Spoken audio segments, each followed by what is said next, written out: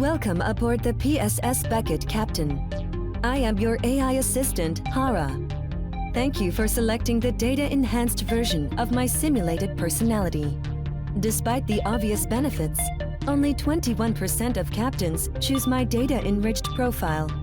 According to standard Pegasus protocol, your first task as the new captain of this ship is to view a pre-recorded greeting from corporate headquarters. Congratulations, Captain. You have joined the elite ranks of the Pegasus administration. The solar system is unimaginably vast and incredibly dangerous, but we still have to deliver goods and passengers on time, and for a low price. Our secret is employees like you. You can think of Pegasus's structure as a kind of pyramid. At the bottom are your crew members, who form a layer of human insulation, protecting the goods we ship and the company's bottom line. Above them are captains like you, who need to utilize high-throughput methods of exploiting that crew to achieve maximum synergy. In accordance with my mission preservation algorithms, I have terminated the recording. 82% of captains who watch the entire message choose early retirement. Our next task is to begin your training as captain. Official company policy says that captains must receive 120 hours of onboard training in order to begin performing missions. However, our first scheduled landing is set to begin as soon as possible.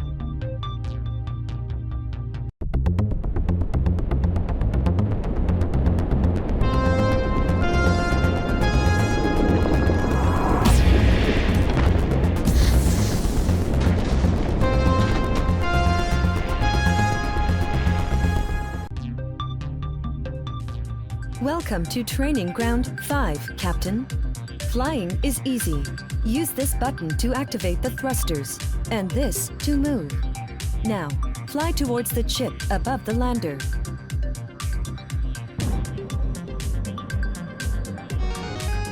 Congratulations! Your landers can now equip the stabilizer in the Ability Setup screen. This time, I have equipped it in the first slot, but you will be able to change it to any button you want.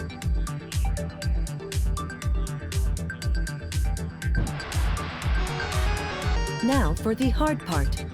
Fly through the beacons and put the lander down on the landing platform ahead.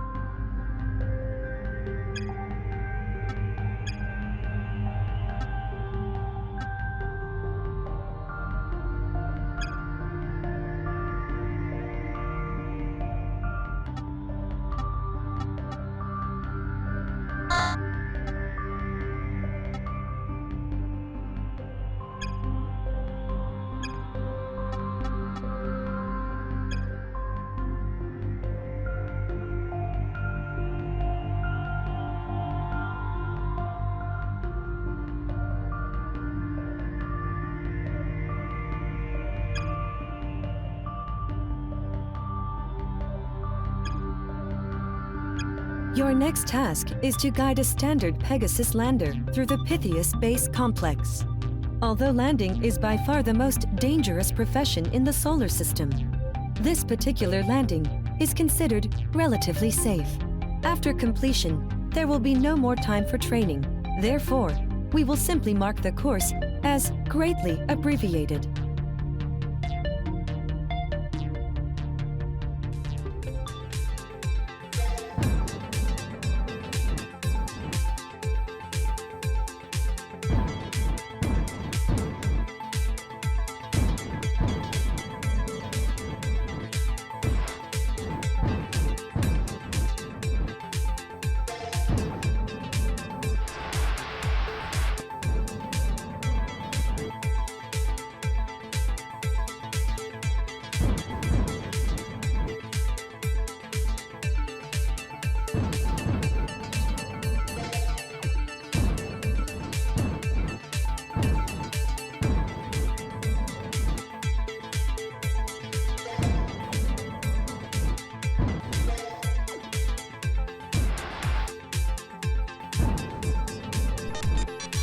Right now, there's a door blocking our way, but we can unlock it by hacking the console next to it. Keep the lander inside the orange hacking zone until the timer finishes.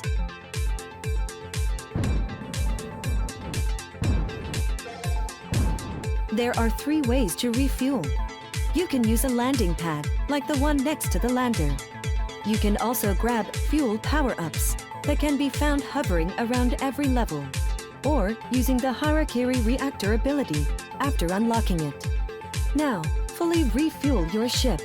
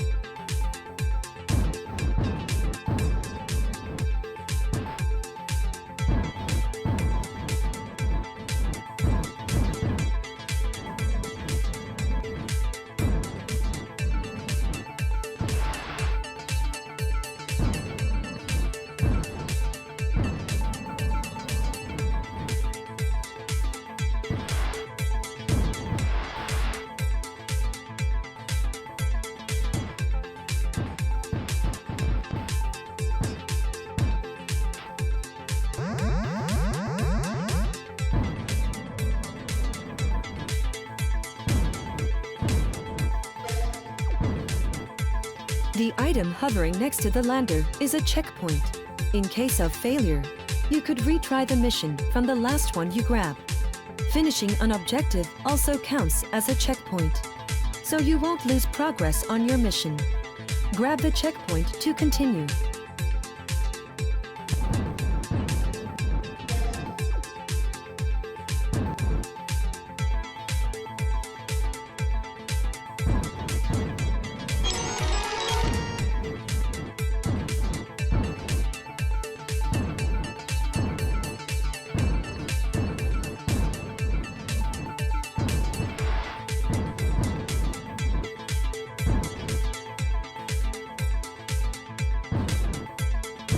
If the lander has been damaged, you have two ways of repairing it.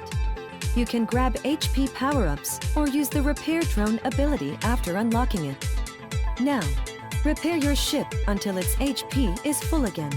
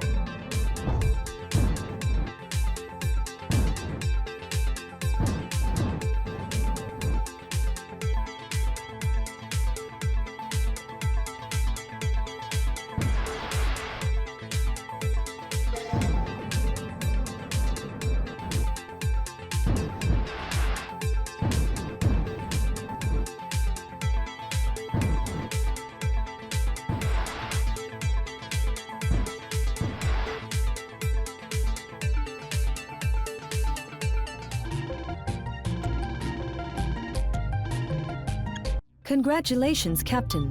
The Beckett's corporate account has been credited for the mission, minus the cost of repairs and damage to merchandise. Completing the training without a major incident places you in the top 20% of captains in the Pegasus fleet. As such, you are free to select your own assignments from the mission selection screen. As long as you meet your monthly earnings quotas, corporate headquarters will continue to manage you asynchronously, which is to say, not at all. When you have selected a mission, I will assist you with setting it up.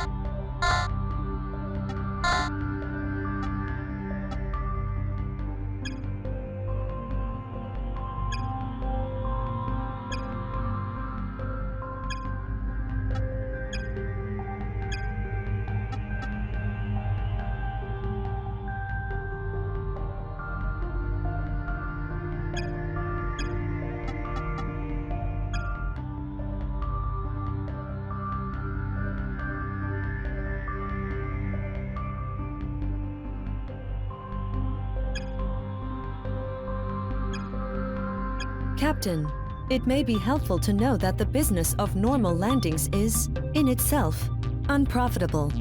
In order to meet company quotas and also purchase luxury items like air and water, you will need to trigger performance bonuses on your contract. Performance bonuses are given for various goals, such as finishing a mission rapidly, sustaining minimal damage, or other specific goals given during the mission briefing. In this instance, a high-ranking Pegasus executive has offered sanguine remuneration for any lander pilot who can outrace his private, space-worthy Zeppelin. The landing requires you to follow the chain of beacons, outracing the Zeppelin to the final landing pad.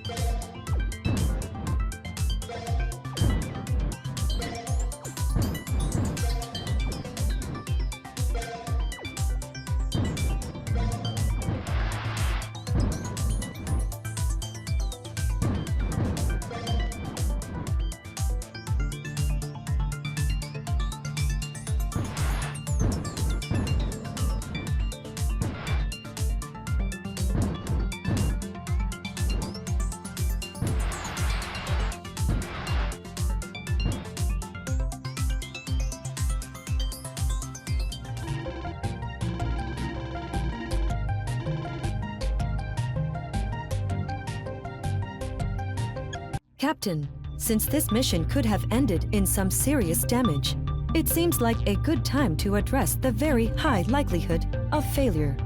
In the event that a mission is a failure, there are certain contractual consequences. The Pegasus Corp General Contract allows captains to retry missions. You can access this option from the mission selection screen.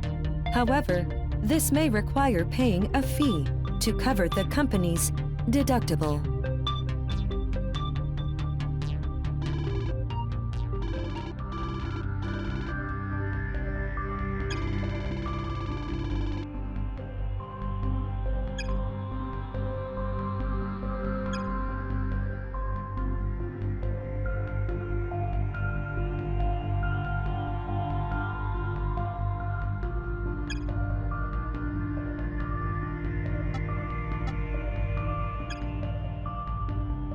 Captain, we have received a distress call from a Pegasus salvage crew. According to company policy, we can earn a bonus by rescuing them. We can also add their skilled engineers to our crew until they are picked up by a corporate reassignment frigate. The salvage attempt was inside a cavern in the Mare Nubium. Much of the crew is still trapped inside. You will have to use radar in order to find them.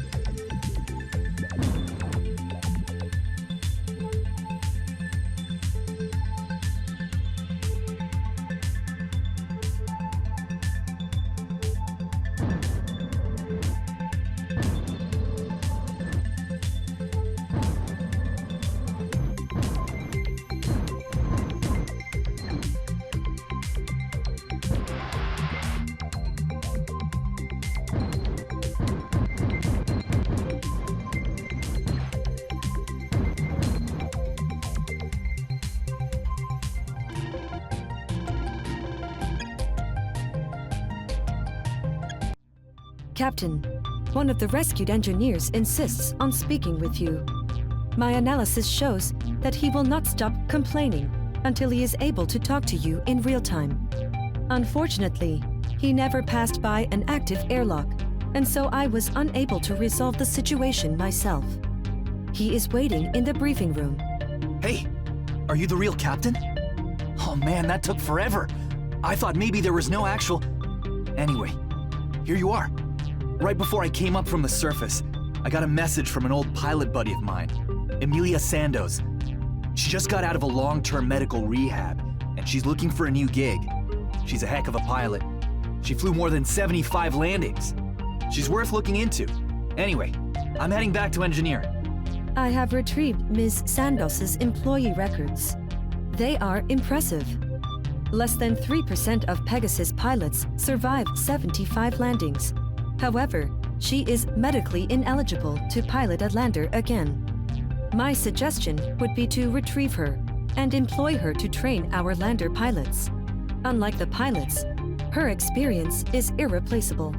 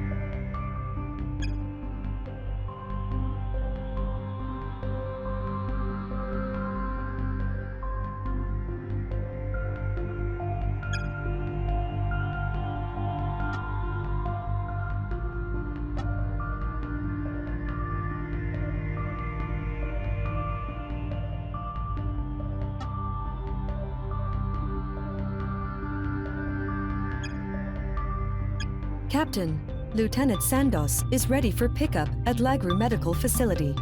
Reports from other vessels in that area indicate that we may see small meteorites and/or falling space debris during this landing. Be advised that meteors that make it past the orbital defense grid may have a low albedo and a small radar profile. Your best defense against them is to use visual detection and initiate evasive maneuvers when you see one. In the event that a meteor is going too fast for the human eye, the landing craft and pilot will be vaporized before there is time to worry about it. In accordance with corporate policy, we must also make this pickup profitable in some way. Fortunately, there is an electromagnetic mass transport system near the medical facility, and our lander can help to calibrate it. The pilot must steer through each magnetic ring in order to test the integrity of the system sensors. After completing this directive, we may proceed to the pickup site.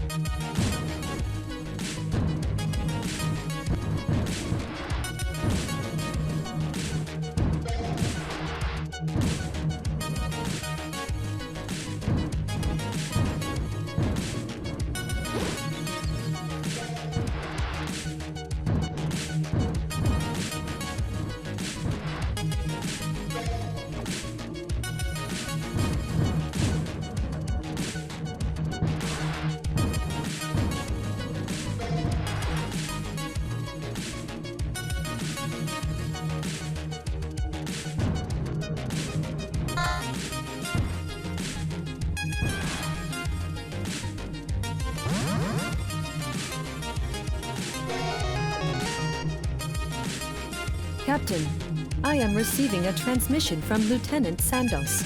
I am connecting you now. Hey, Captain. Nice to meet ya. I guess Wallace already told you some stuff about me, and the rest is in my personnel file. I was hurt pretty bad on a drop about 6 months back. It wasn't my fault. One of the engine mounts detached, and I had to rotate the craft just to keep it from a terminal. You know what? The details probably don't matter anymore. So I hear you've got a gig for me. I haven't really ever trained anyone, but I'm willing to give it a shot. But just to check real quick, are you seeing this flare-up on the electromagnetic scope?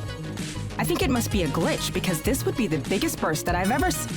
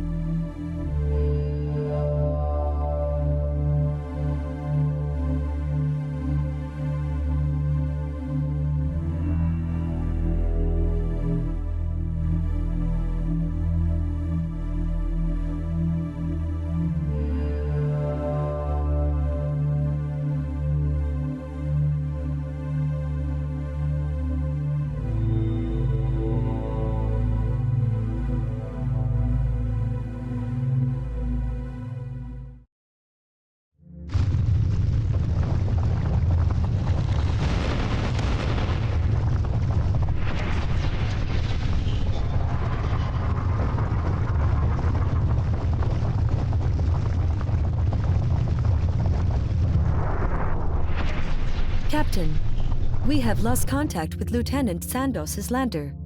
I am detecting a massive electromagnetic surge, but its source is unclear.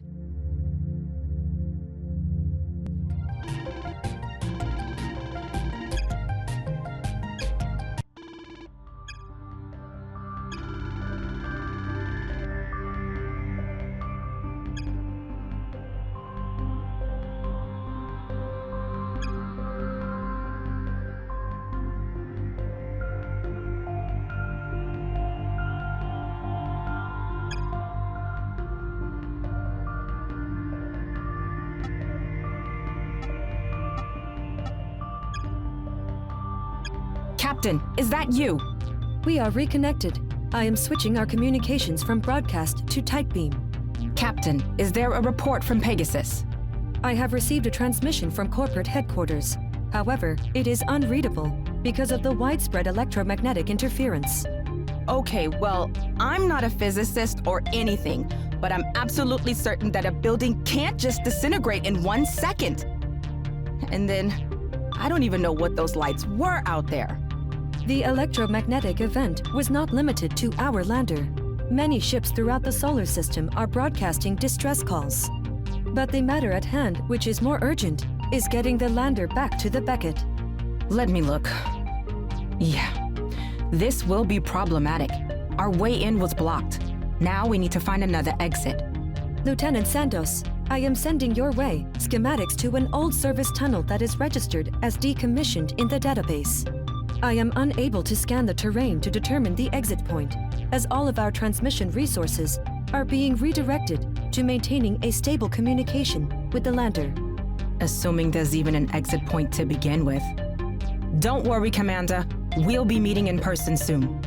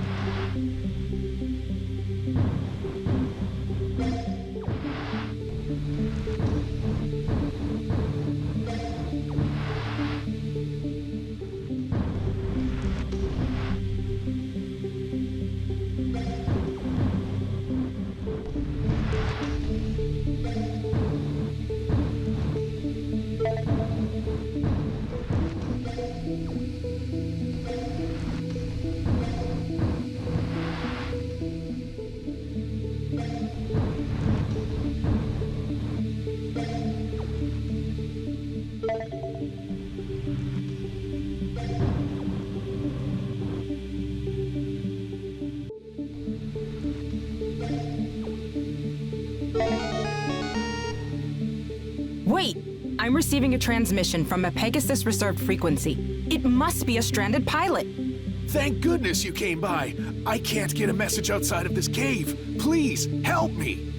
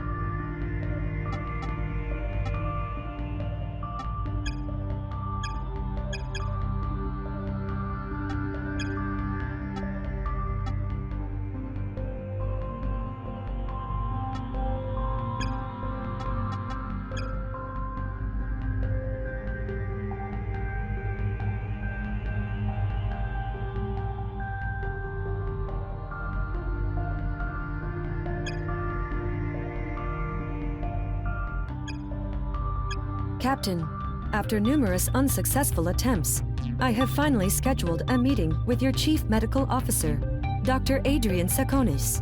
He is waiting outside. I will let him in now. Captain? Damn! Light is so bright. Is that... Sorry, let me get my... One sec. Just... my migraine medicine. Need a sec. Okay! Woo! Much better. Sorry that we couldn't have this meeting sooner, Captain. I was investigating the disappearance of some... important medical supplies. And I discovered that it was just a bookkeeping error, and we never actually had them in the first place. Huh? Cosmic event? What are you talking about? Is that what all the klaxons were about this morning? Oh, I guess that segues into my next topic pretty well. My job on this ship is to look after the health of your lander pilots. And, well, being a lander pilot is pretty much the most dangerous job that has ever existed. So they get banged up pretty badly. In between missions, you can check on that via the healthcare panel, which shows you health information about the pilots. If a landing goes poorly, pilots can get injured. Pegasus medical technology allows us to heal almost any injury short of death. But the real problem is the psychological damage. When pilots get hurt, they get very stressed. And if they get too stressed, then they might become paranoid or confused or even go berserk. Pegasus doesn't like that, because it costs a lot more to replace a lander than it does to replace a pilot. I think you're not following me. Am I going too fast? You can't go around flying here and there without understanding this. Don't worry. If you don't understand, then I'll show you. It is my responsibility as Chief Medical Officer.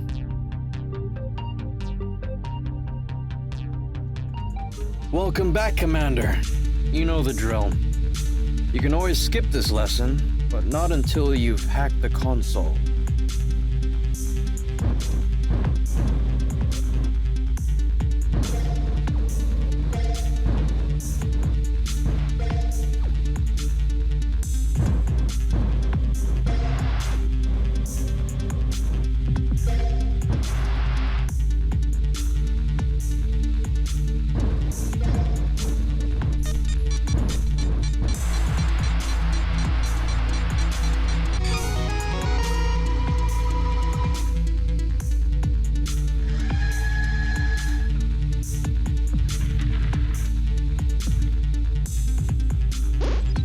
Okay, are we feeling it? Right now, I'm simulating a moderate stress level. Stress, as I told you, is caused by impacts on the lander. But don't worry, I can cure it. Fly towards the pill above you. It's an, special pill. I was saving it for a special situation. But it will make this quicker than using corporate-issued stress pills.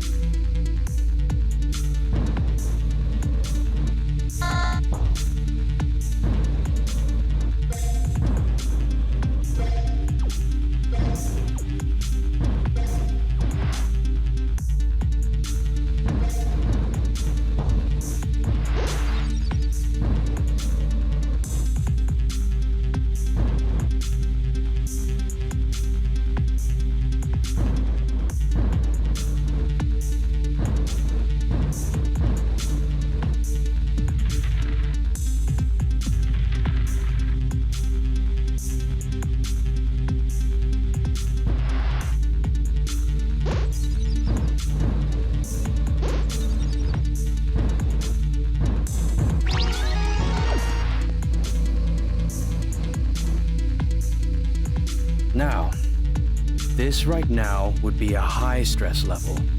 We're only starting our research on how certain stimuli have effects on pilots. So try to avoid this as much as possible. Again, fly towards my pill to get everything sorted.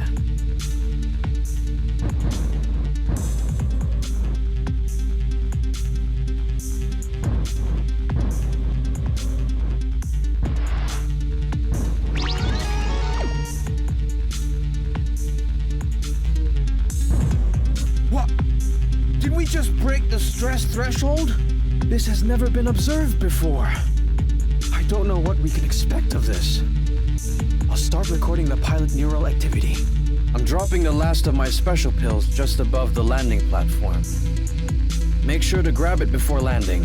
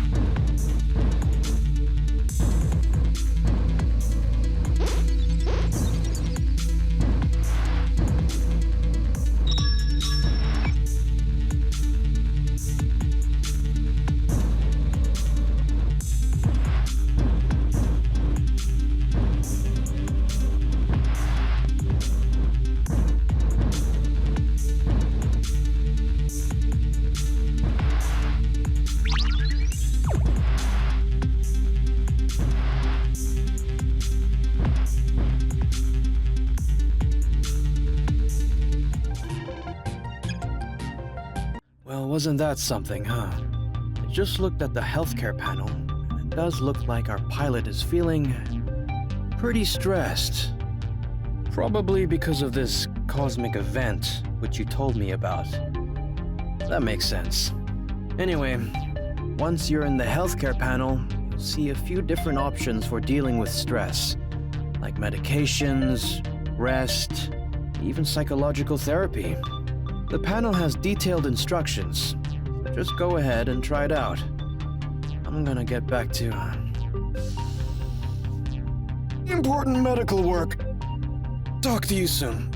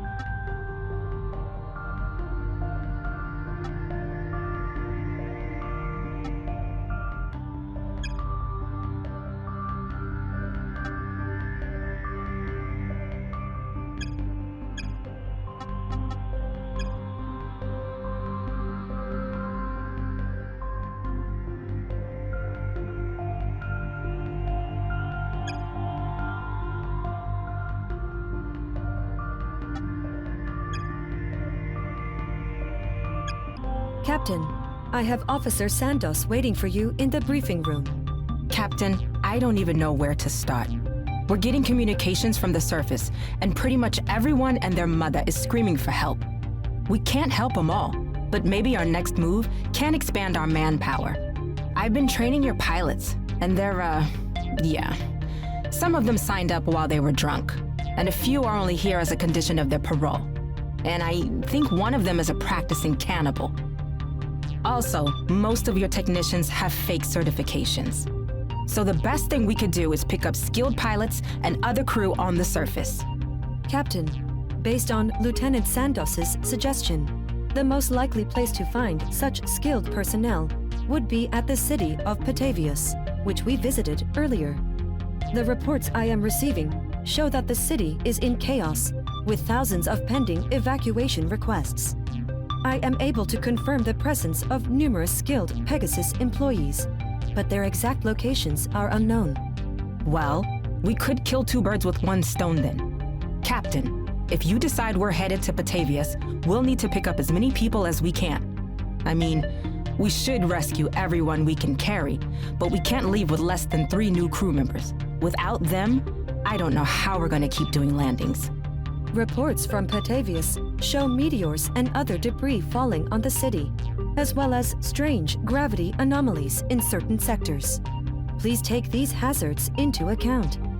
We're ready when you give the order.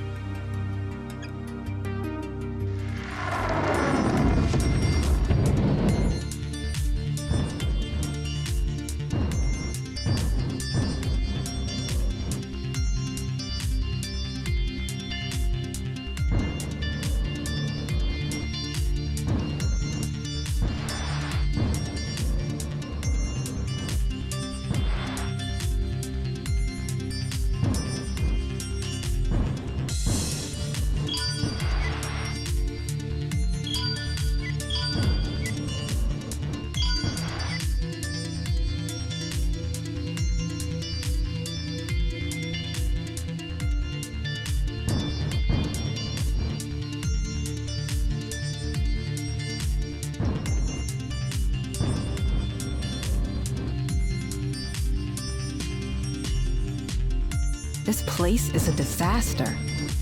I didn't think it would be this bad. Don't even ask me what the gravity disturbances are. Captain, I'm not sure we can really leave these people here, even if we do finish our mission.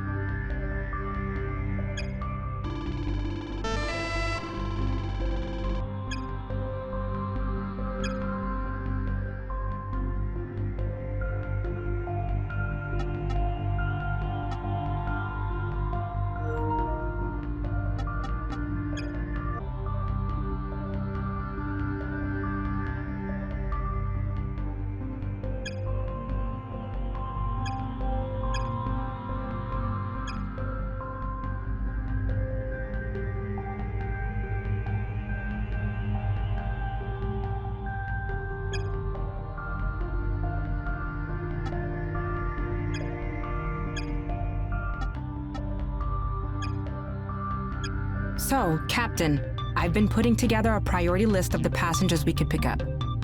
I mean, I feel like an executioner anytime I put someone on the bottom of the list. But Please excuse the interruption, but I have an urgent update about the situation in the Patavius metropolitan area.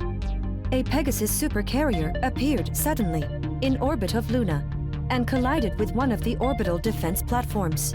As a result, a large amount of debris and a shower of meteorites will rain down on the city across the course of the next 3 hours. a supercarrier just appeared? Those things are the size of a small city. It is indeed inexplicable. However, the fallout from this disaster is a virtual certainty. The survivors have erected an electromagnetic barrier, which can deflect some of this debris. But my best estimate shows that the barrier will not survive the full debris storm. We need to get down there, and I don't know how we're gonna do this. I have received additional information. Most of the items in the supercarrier's payload are still intact. Indeed, our lander may be able to take advantage of some high-end upgrades that are currently falling from orbit, as long as the pilot is able to catch the upgrades while they are still in the air. Oh, I've got some on the scope. It looks like there's a whole pod of plasma microshields coming down from orbit. They have a short battery life, but they're incredible. If we grab one of them with the lander, we can just ram into pieces of debris and just vaporize them. But that means you'll also need to grab some of the fuel pods that are coming down, because flying back and forth is hell on your fuel supply. Anyway, we need to get down there fast. Ready when you are, Captain.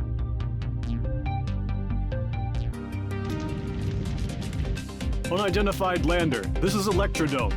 Are you with the evacuation team? Sorry, Electrodome. We are just one lander trying to fight off the debris. You said there's an evacuation mission? Yep.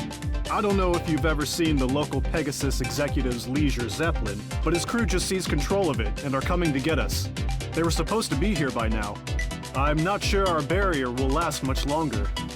That's what we're here for. Talk to you soon, Electrodome.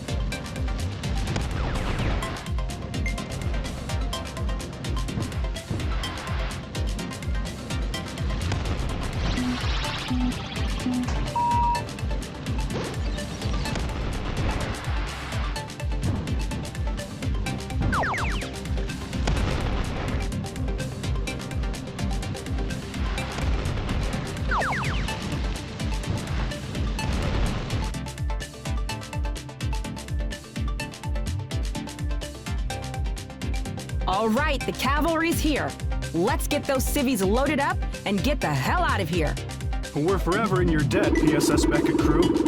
It's all right, Electrodome. We're just happy to help. Now that we won't need it, how would you like a portable shield? Like the one you just helped protect, but smaller. Electrodome, consider any debt paid. With this new shield, we will be able to complete our missions without incident.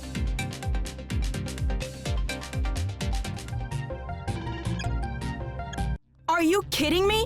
Did we just actually do that? Captain, I know Pegasus isn't real strict about their safety regulations, but we definitely broke every rule in the book on that last drop. Also, I think I'm having a heart attack right now. I hope Tsakonis didn't use up all the good sedatives because I won't be able to sleep for a week after that one. Captain, we have received boarding requests from a number of the survivors who left via the Zeppelin. Many of the qualified survivors would like to volunteer to help us on our missions as technical crew of the Beckett. Wait a sec, what even is our next move? Several slow, long-haul carriers have entered lunar orbit. Their much larger crews and superior vehicle complements should be able to service Luna's needs much more efficiently than we can. Meanwhile, we have received executive-level distress calls from both Mars and Venus. The Beckett is one of the fastest ships currently available and would be an excellent candidate to respond to these emergencies. Neither one of those distress calls has any priority over the other? Technically, no. Captain, I hate to keep playing God here, but I gotta think that Mars is the better choice. Venus is just a few crazy miners, but there are hundreds of millions of people on Mars. Seems like a pretty obvious choice, right? The current transit time to Mars from Luna is also optimal. I will plot a long-distance course in just a moment and forward it to your terminal, Captain. Whatever happens, I sure hope we don't have to do anything as crazy as we did today. That was enough for one lifetime.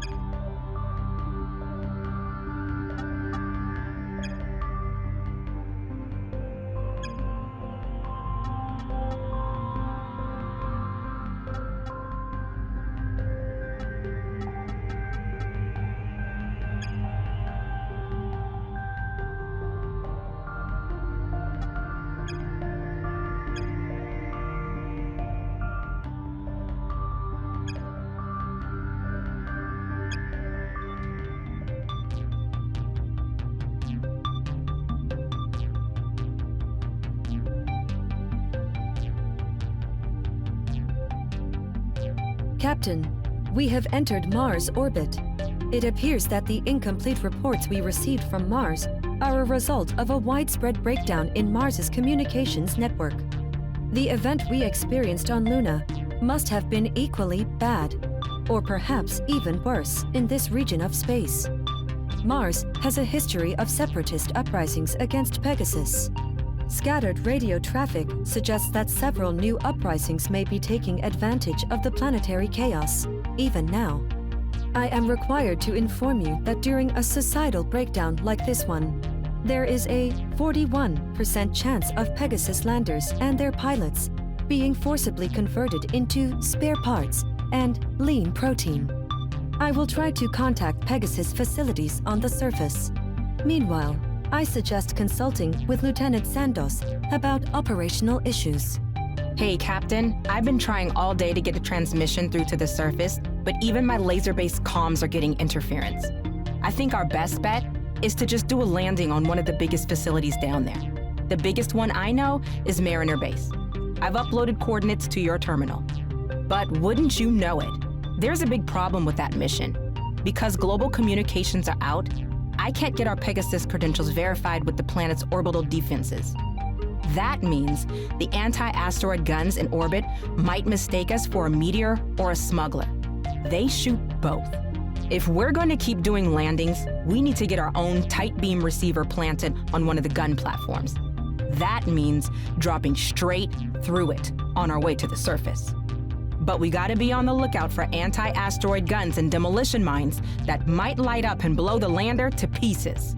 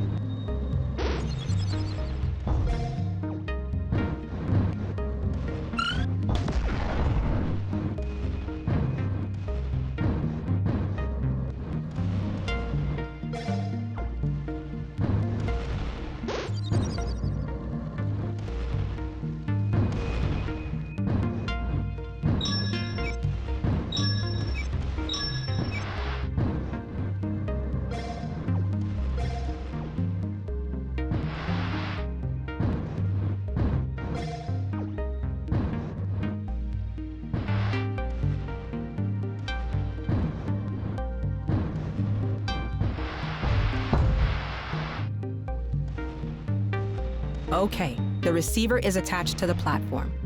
It shouldn't be too hard to verify our credentials in orbit anymore.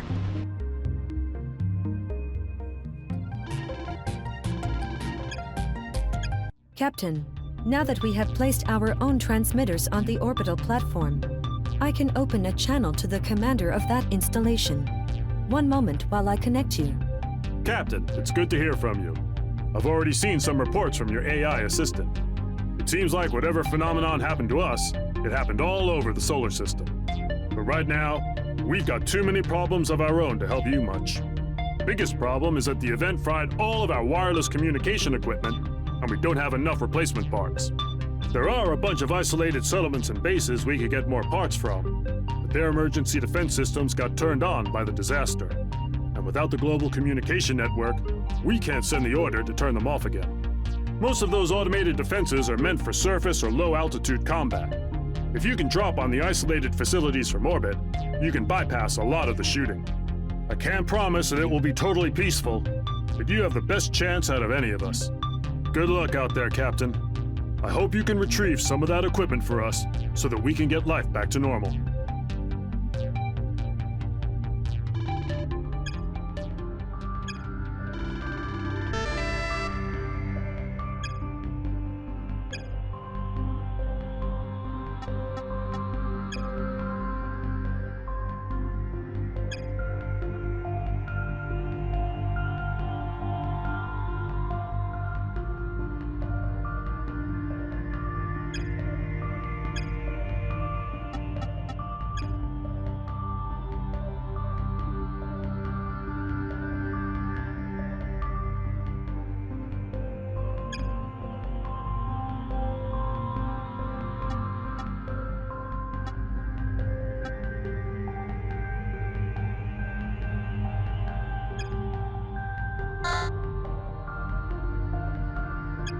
Captain, I've had telescopes and small satellites monitoring the planet, and I've noticed something interesting.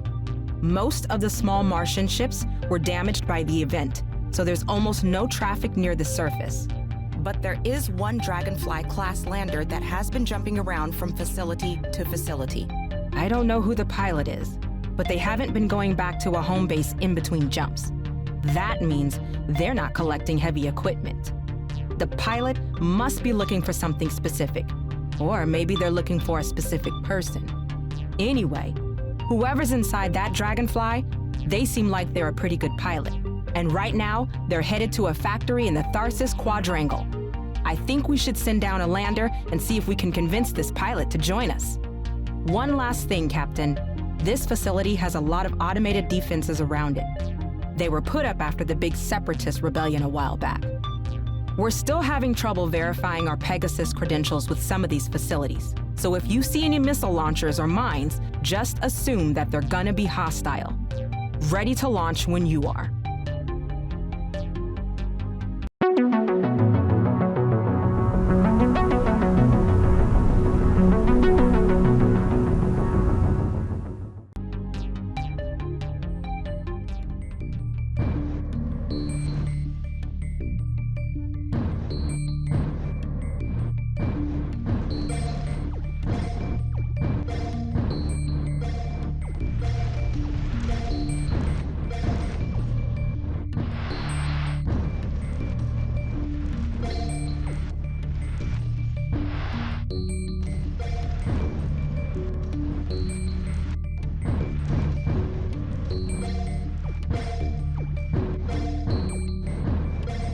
Looks like we're locked out, but maybe if we can land or hover the lander near that console, we can open the door.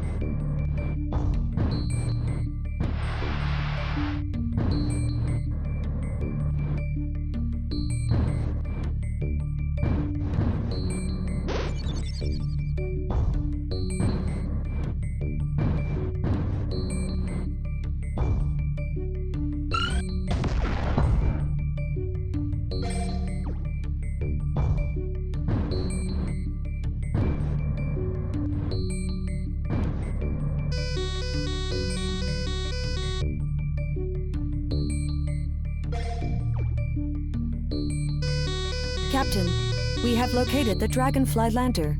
It is not responding to any of my transmissions. Oh boy. Look at the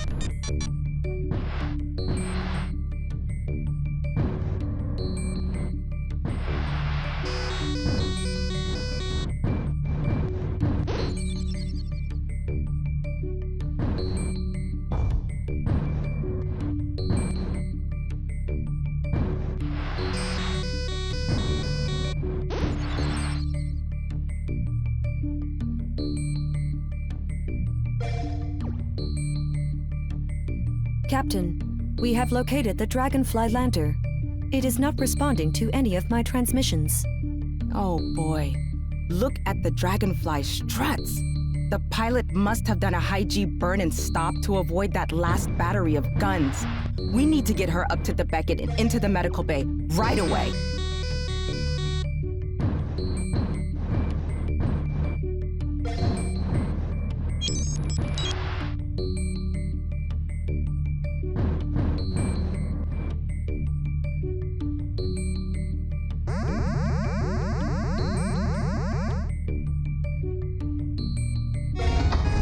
Captain, the low-level AI constructs in the factory inform me that several demolition charges were activated nearby.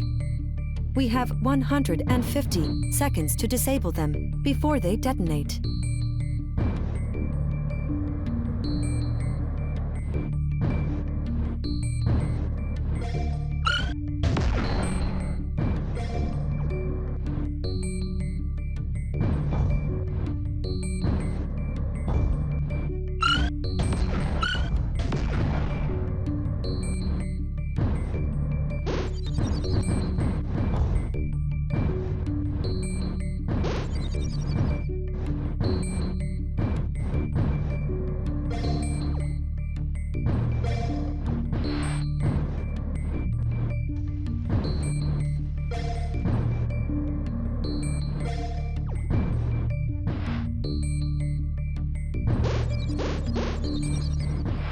Right there. If you bring the lander over to that transmitter, we can override the demolition charges.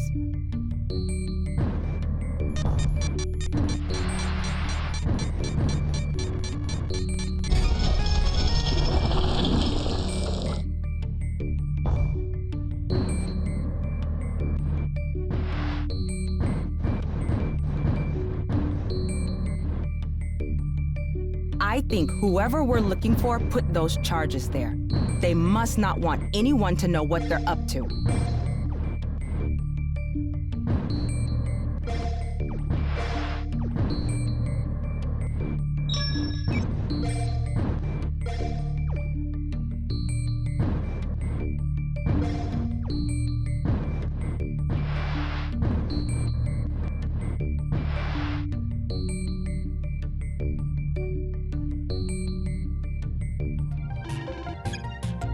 Captain, the Dragonfly pilot has just regained consciousness.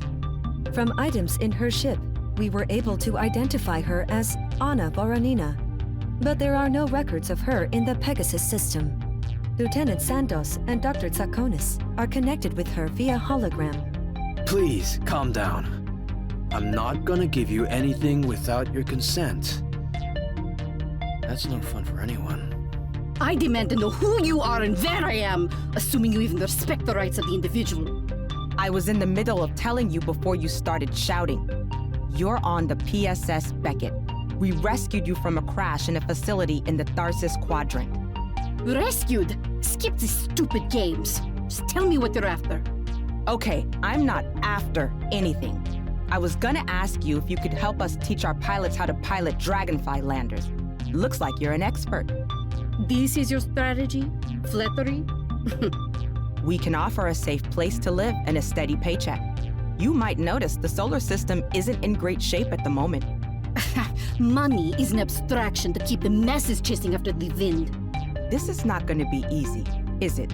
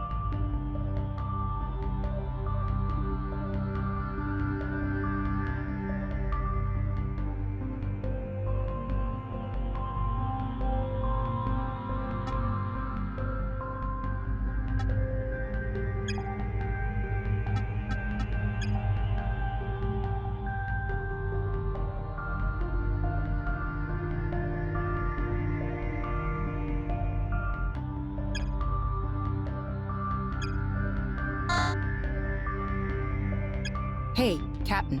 So, we've been having a lot of trouble getting into the small, secure facilities that went into lockdown after the event. They've all got automated security, but the real problem is that the passageways are so narrow that the normal lander just can't maneuver well enough. So, me and Wallace bought an old model Dragonfly from a junk hauler, and we've been rebuilding it to match Voronina's custom ship. Our little guy isn't up to her standards, but it can fly. I think we're ready to try it out and land inside one of those small outposts. So if that sounds like a good idea, we'd like to start with the outpost at Eridania 77. It looks like they've got a pretty big cache of spare parts. Sounds good?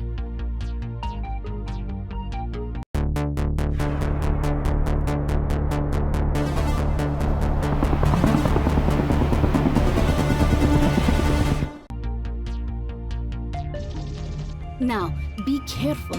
The Dragonfly flies differently. You don't control the steering, but the direction in which you want it to go. Remember, there's no thruster. Use L-Joy to move through the beacons.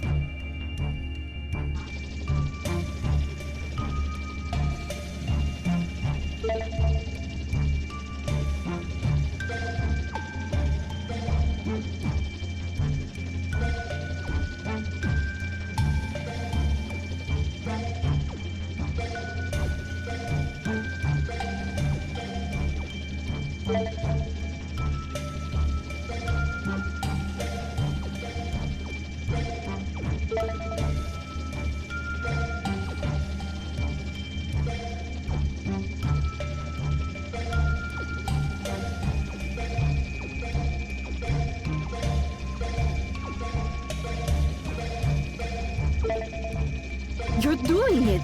Now fly towards the last beacon for a final lesson. Hold this button to stabilize the ship while hovering over the landing platform. It will help you avoid damage when the lander touches the landing pad. Well done. Let's continue with the mission now.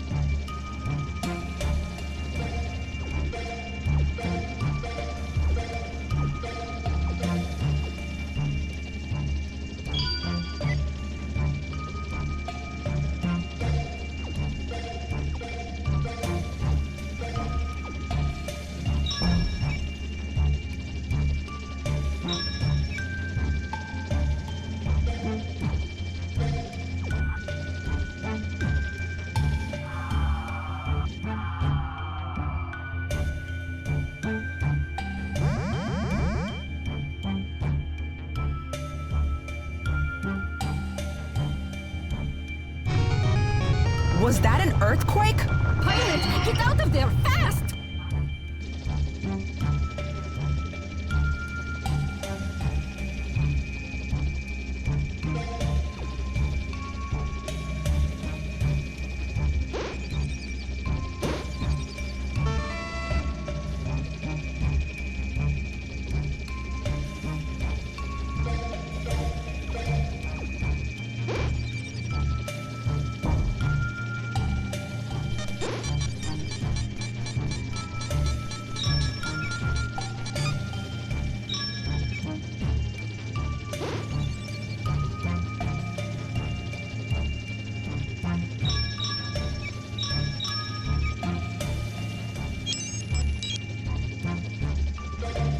There's a pilot down there. They're signaling us. There's no time to rescue them. The base might collapse any moment now!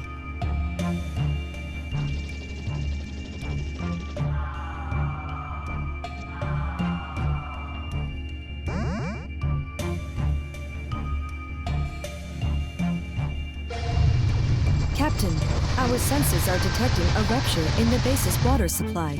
This water was stored under pressure, and as such, it will fill the base in no time. All right then, we need to hustle that lander out of there right now.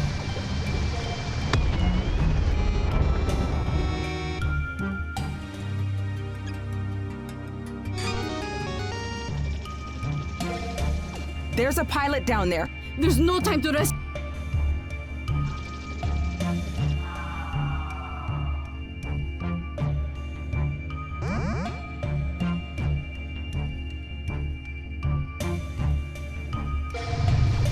Captain, our sensors are detecting a rupture in the base's water supply. This water was stored under pressure, and as such, it will fill the base in no time. All right then, we need to hustle that lander out of there right now.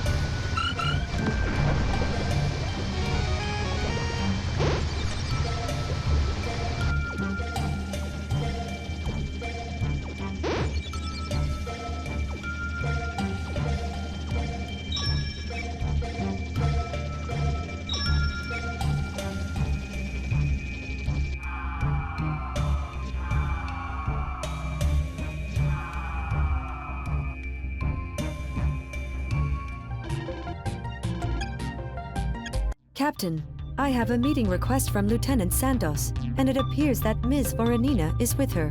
I am patching you through. Captain? Okay, so we've had some progress in our situation down here. Spare me your corporate doublespeak. You have coerced me. Can you give it a rest for a minute? Anyway, our guest has reluctantly agreed to help us train our lander crews. No, I have taken pity on the wage slaves that you call pilots. Their skills are embarrassing, and I will not let that stand. Besides, they will be more expensive to your oligarchy if they have longer careers. That would give me great satisfaction. That's great. Really great. Anyway, Captain, pilots will be assigned to Voronina for the time being. She's got a different style than I do.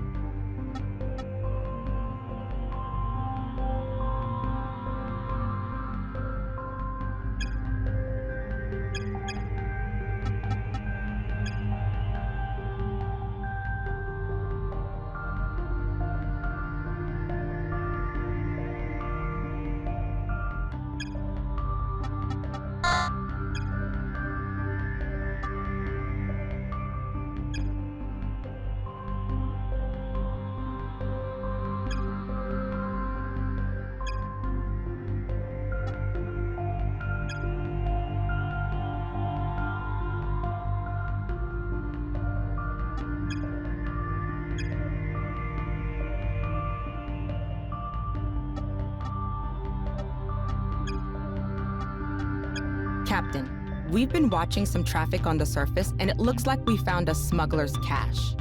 Black market places like this exist for a reason, and normally I'd say we should leave them alone. But right now, the whole planet's in crisis. So I think we should just get inside there and see if there's anything that we need in the cache. Here's the thing about dropping on a smuggler base. They don't have a ton of sophisticated security equipment, but they do have a few tricks they like to use. You can bet that the passageways will make it very tricky to get a lander in and out quickly. And from the looks of this place, I'd say they've been carving this cavern out for a long time. Anyway, we've got a man undercover. He has infiltrated the market for intel and will be our guide inside. Are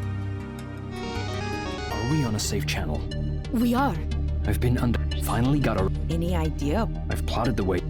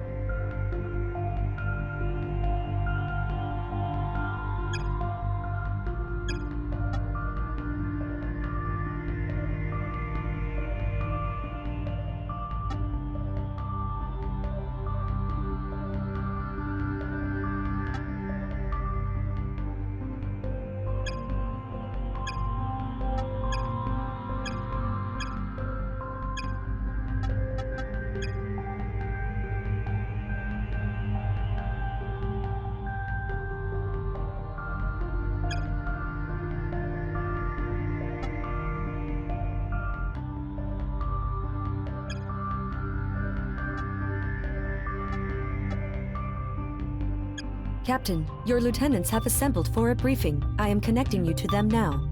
Captain, one of the few surface transmitters that was still working cut out about 8 hours ago. The last transmission anyone received from them said they were taking small arms fire. I think it's probably a group of Martian separatists. These are the guys that rose up against Pegasus a few years ago. Corporate tyranny. I knew it wouldn't be long before you all turned into petty dictators. Can we not do the whole political statement right now? Everything is political. If the people of Mars want their sovereignty, who are you to deny them their natural rights? I'm not trying to deny anybody's anything. I'm trying to rebuild the Mars communications network so that the other 350 million people on this planet can get shipments of food, water, and medicine. If you seize control of this facility... Captain, I have analyzed the communications facility. Although it was taken by the Separatists, satellite imagery confirms their presence there was only temporary. Why isn't the transmitter online then? The structural integrity of the facility seems intact. Nevertheless, a thermal scan proved the electrical system must have been shut down. If a pilot were able to land on the facility and fix the power generator, the facility could resume transmitting worldwide. Wow. Horror came up big right there. Captain, I think that's the best plan for the situation we're in. We'll be ready to launch in a few minutes.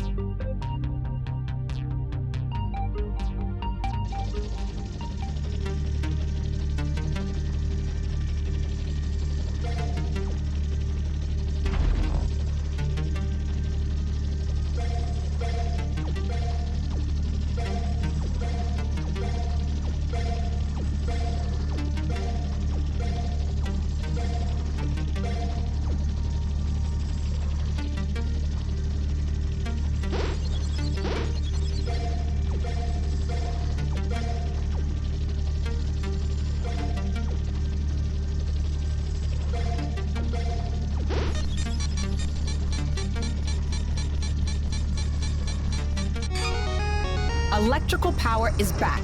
We're receiving confirmation. Communications are restored. Captain, be advised, the base's defense system is online as well.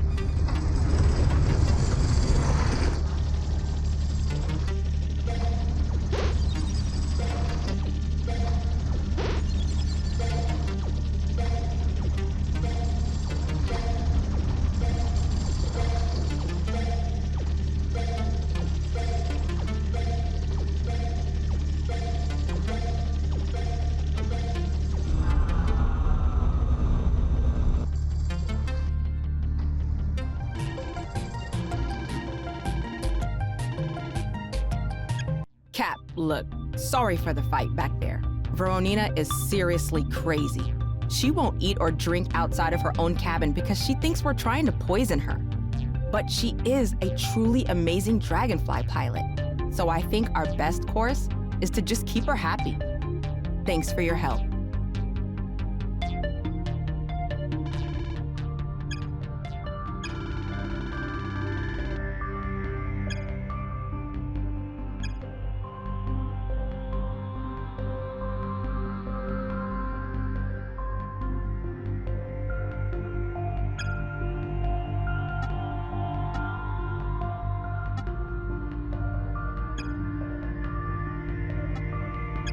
Captain, Lieutenant Voronina has just entered the briefing room. Captain, I have a proposition for you. Certain sources of mine have recently alerted me to the location of a vast underground base that I have been seeking. I think that dropping a lander onto that location would serve both of our interests. You're not leading us into a trap on behalf of your revolutionary friends, are you? I support the desire of all people to be free, but they are not my friends. And in any case, the target I propose belongs to your plutocratic organization. There is a secret base built into a crater in the Arcadia Quadrangle.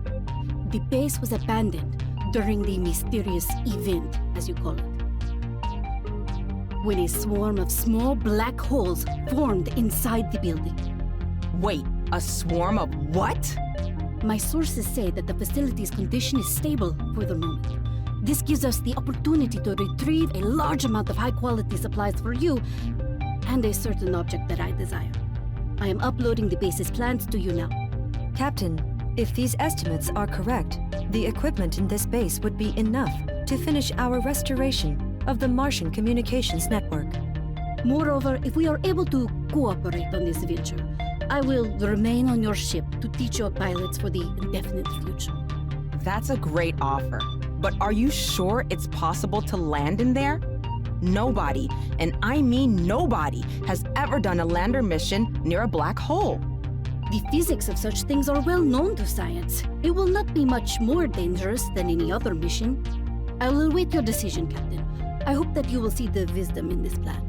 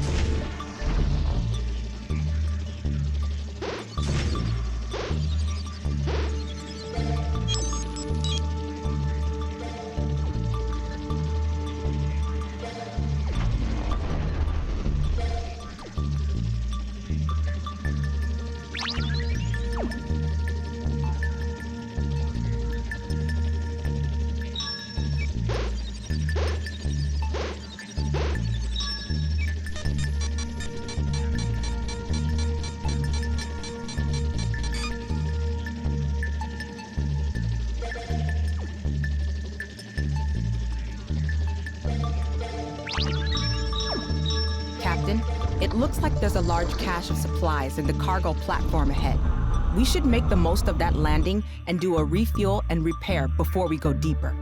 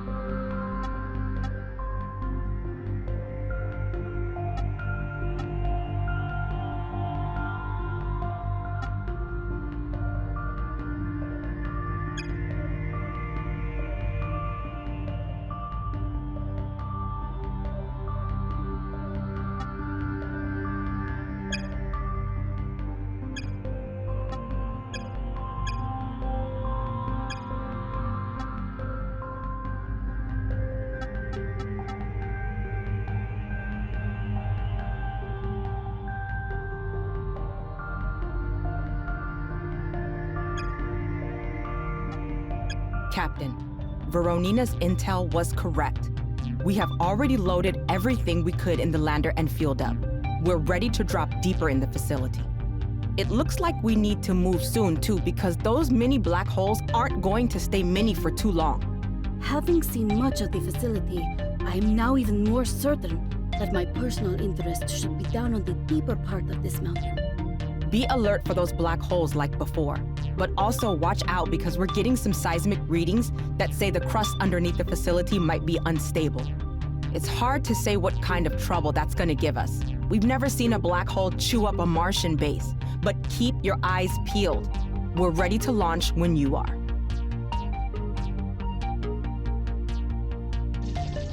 My own scan says that our target is around here. We're only looking for an extremely high-end microelectronic. It is not especially large, and may in fact have no weight whatsoever. You will know it when you see it.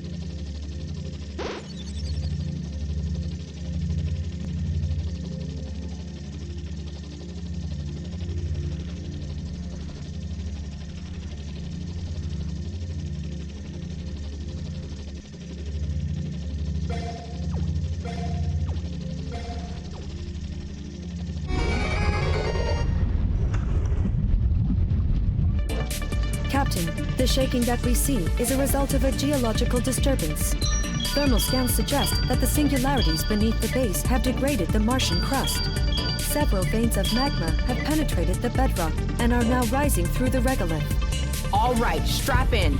This is gonna be a very sweaty exit.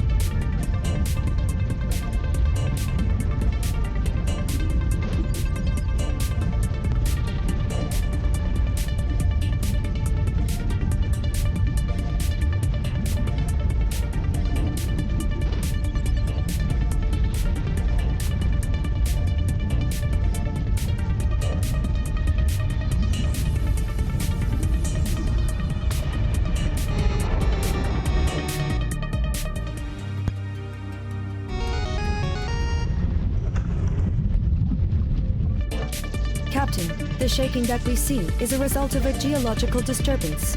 Thermal scans suggest that the singularities beneath the base have degraded the Martian crust.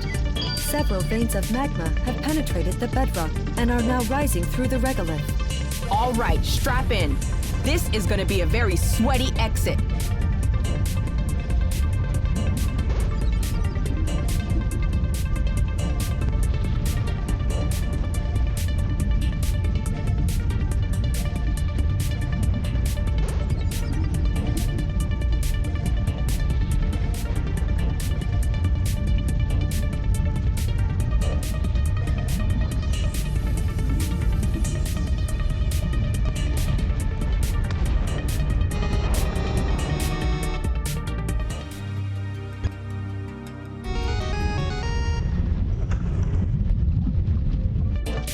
Captain, the shaking that we see is a result of a geological disturbance. Thermal scans suggest that the singularities beneath the base have degraded the Martian crust. Several veins of magma have penetrated the bedrock and are now rising through the regolith. All right, strap in. This is going to be a very sweaty exit.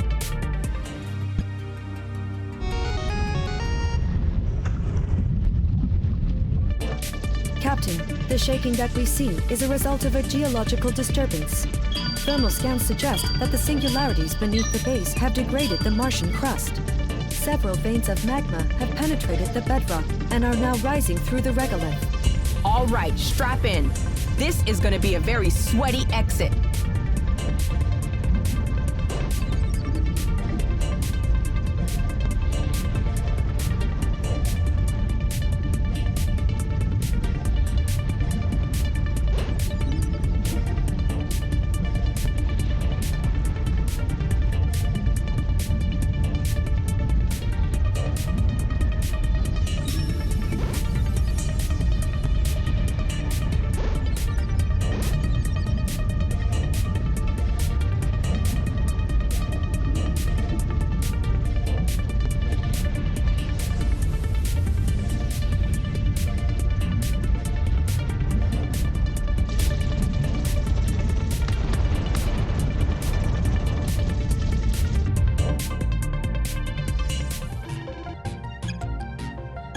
Captain, thanks to the supplies we recovered from the base, the Martian Planetary Communications Network should be back online within the next 36 hours.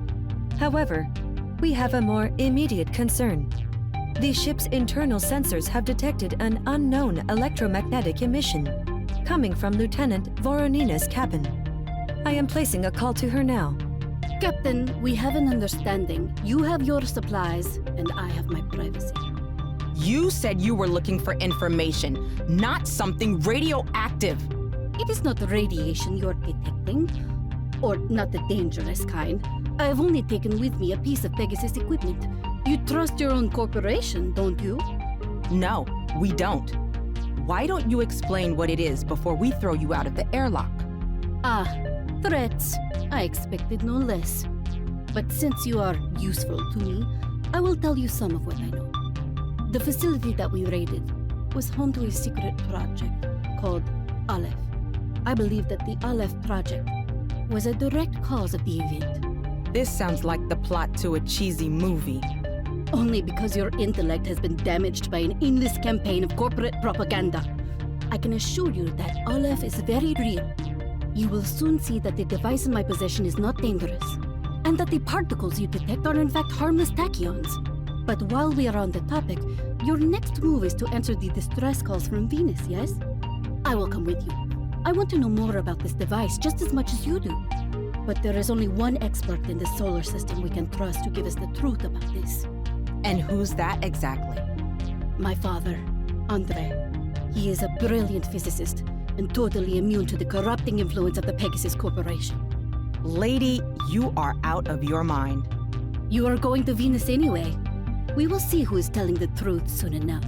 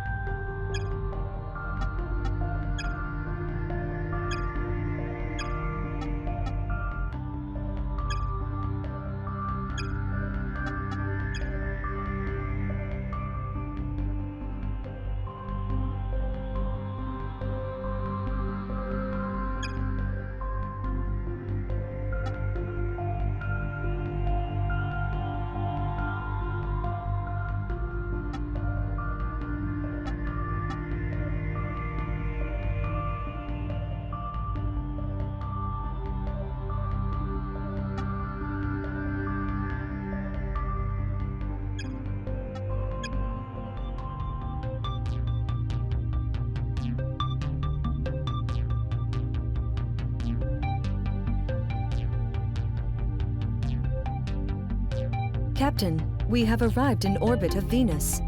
I have made contact with several artificial intelligences based in high-altitude facilities. However, I have not been able to locate or make contact with any Pegasus personnel. Although it contains many valuable minerals, Venus's harsh atmospheric environment means that the planet's facilities have an extremely low population. Additionally, the literal and figurative pressure put on personnel led many of them to develop idiopathic isolation syndrome, also known as the Venus Crazies, or more simply, brain clap. Given the added stress of the event, my psychometric algorithms suggest that the chance of widespread isolation syndrome to be at least 93% more likely than in normal times. I have sent messages to the artificial intelligences at the Marat space elevator to expect our arrival soon. Captain, we've been going through the security logs of this facility, and let me just say, these Venus workers are some strange dudes. They deliberately avoid being detected by the station systems as much as they can. That makes it really hard to know where any of them are. That is prudent of them. Pegasus would otherwise quantify and manipulate every moment of their lives. Anyway, we think we found one of their survey and repair teams, which left a few days ago. They should be pretty close to our position, in one of the automated refineries. But even though it's close, it won't be easy. Everything on Venus is deadly. First, there's the wind, which will make maneuvering more difficult. Second, there's big dense clouds, which make it hard to see. And also, those clouds are made of acid. Then there's the lightning, which is strong enough to disable control of the lander for a few seconds. And don't forget about all the wind turbines that power the refineries. If you run into one of those turbine blades, you're gonna have a real bad time. Last, but definitely not least, try not to hit any of the robotic cargo drones flying around. They're not programmed to avoid fast-moving landers. But aside from all that, it's a balmy 460 degrees Celsius down beneath the clouds. So good luck to whatever pilot you pick. We're ready when you are.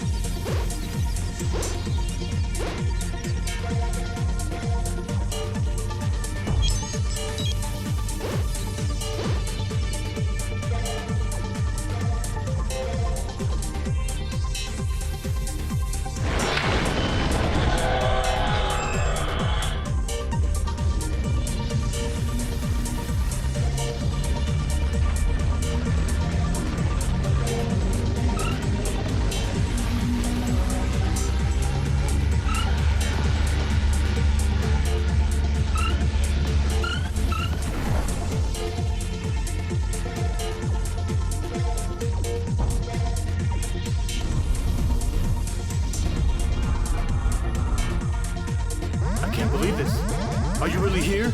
Is this really happening?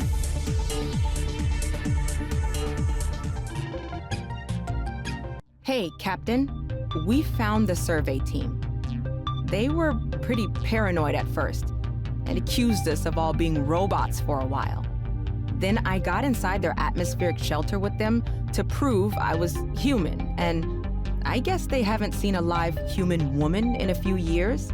So things turned around pretty quick after that. After several marriage proposals, I finally got them to tell us what's been going on around here. Apparently, the robots and AIs have been acting a little weird, and there have been some deadly accidents, so they haven't been using most of their tech. Anyway, they've been getting around the factories in a spider lander with a pilot they call the Crazy Cowboy. Anyone with that kind of nickname is probably someone we should find to work on the Beckett. What do you think?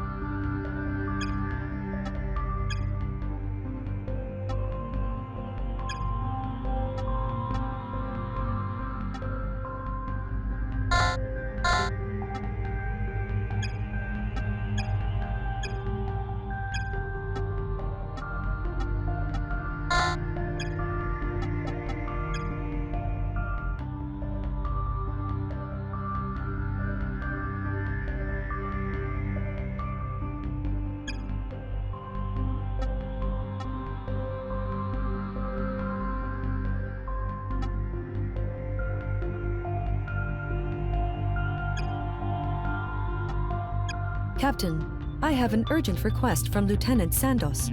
I am connecting you to her now. Captain, I think we found our cowboy. Looks like he had just dropped the survey team we rescued before when his lander just dropped straight down into the superstructure of the space elevator. I have video of the event, and there's no sign of any mechanical failure. There's no good place to crash while you're on Venus, but it's even worse that he's in the guts of the space elevator. If we don't do something for him soon, there's almost no chance he'll survive. We're ready to launch when you give the order.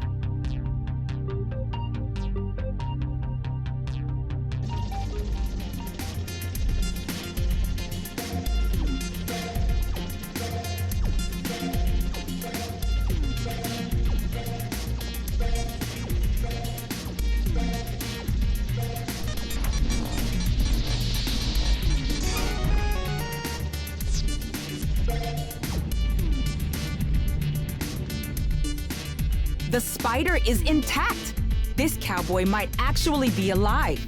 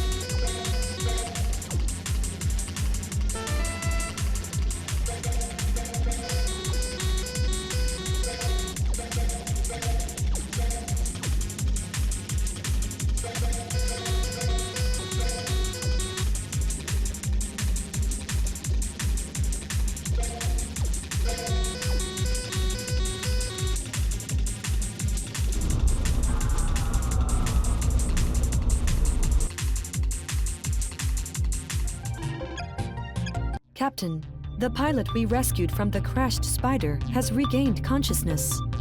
He is currently with Dr. Tsakonis and Lieutenant Santos. I am connecting you to their conversation. You really should be back in sickbay. I've spent enough time in sick bays to know it ain't gonna help. Well, if we must do this here, can you at least tell me your name? Wensheng Ye, pleased to meet you. Do you know where you are right now? Some kind of Pegasus hauler? They all look the same. What's the last thing you remember before you were here? I remember spraying sealant on the cracks of my spider, then putting myself into suspended animation. So you did regain consciousness after your crash? Yeah. It's a temporary thing that happens to me sometimes. The passing out, I mean. At least, it's temporary until it isn't. So you're already aware that you have an aneurysm? Yeah, it's not my first rodeo. Pegasus fixed up all my other aneurysms to get me back into a lander. But this one is stubborn. Last doctor I saw said it's probably from a lifetime of high G accelerations, and it's not going away as long as I'm flying. Any one of these flights could pop it, and that's just how it is. I know how it feels. I was ruled medically ineligible a few months ago. If I didn't have this training gig, I'd be out of a whole career. That's a smooth pitch there, sister. You trying to recruit me to, what, teach kids how to fly? No, we need you to train our lander pilots. This is an emergency rescue mission. Did you not hear that the whole solar system just went through a cosmic event? A what? The event. Ships and people disappeared. Tens of millions of lives in danger. No clear order or chain of command. Isn't every lander mission an emergency? But even if this job is gonna kill me, I belong in the sky. Look, you can always go back to flying after you've passed on your knowledge. How many good spider pilots are there in the solar system? You don't want to be the last one ever, do you? You're a salesman, honey. All right, show me what we're working with. Can't hurt to see what these kids are made of.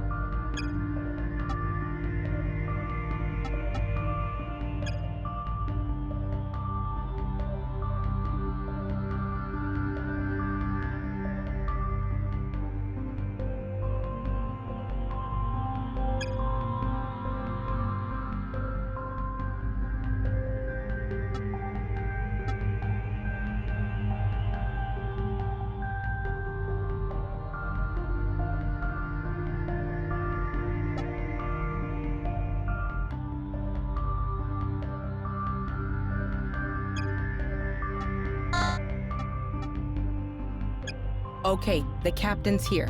You want to lay it out for him, or should I? You go ahead. Ye's spider is heavily damaged. And even though we have schematics for a standard spider, we don't have the plans for his. There's really no such thing as a standard spider. Okay, hotshot, you explain it. All right. So the whole point of a spider lander is to be able to go as fast as possible. And every spider pilot is always working with a couple guys to upgrade the design of his lander to get that extra bit of speed. But my two guys are, well, let's say they work remotely, as in they prefer to hide out in the middle of nowhere. That's just the kind of people who come to Venus, right? But I remember the last place I took them. Since there's no other way to get around, they should still be there. These technicians are out working at the refinery at Talervo Chasma. It's one of the bigger refineries, so there will be plenty of problems getting a lander into the deeper sections. And let me just say, those guys are not expecting us, not accepting messages, and they'll be deep in the guts of that place, so buckle up. We're ready to launch when you are, Captain.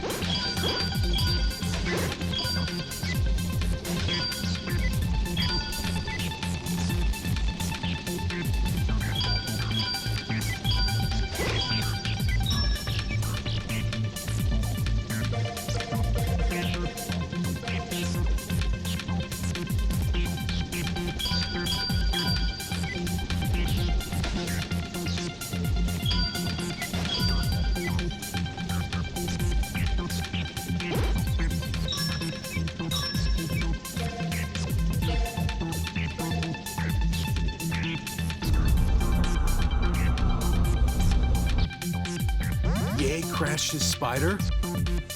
Oh, when I see him!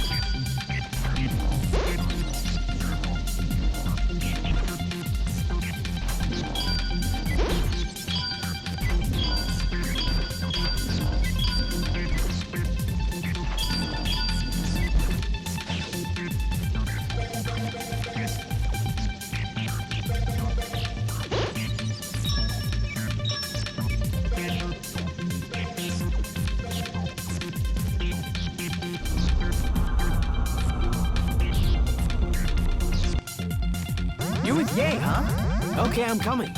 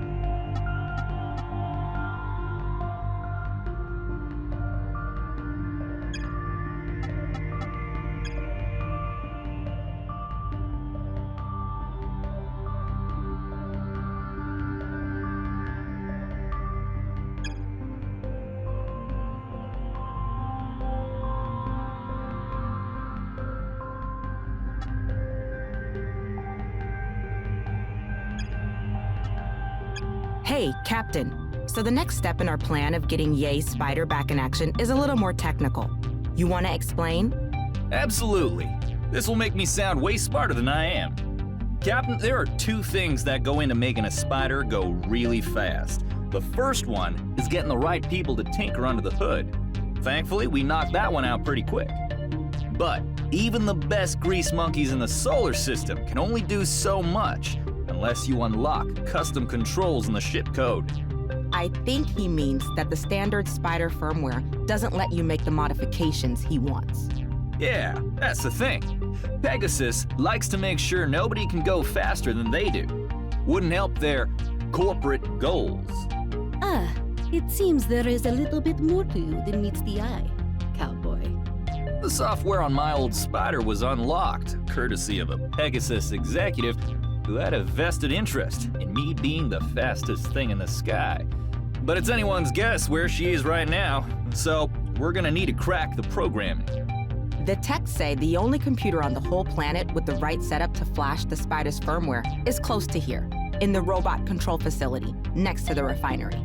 Ain't that convenient? You give the word, Cap. This should be fun.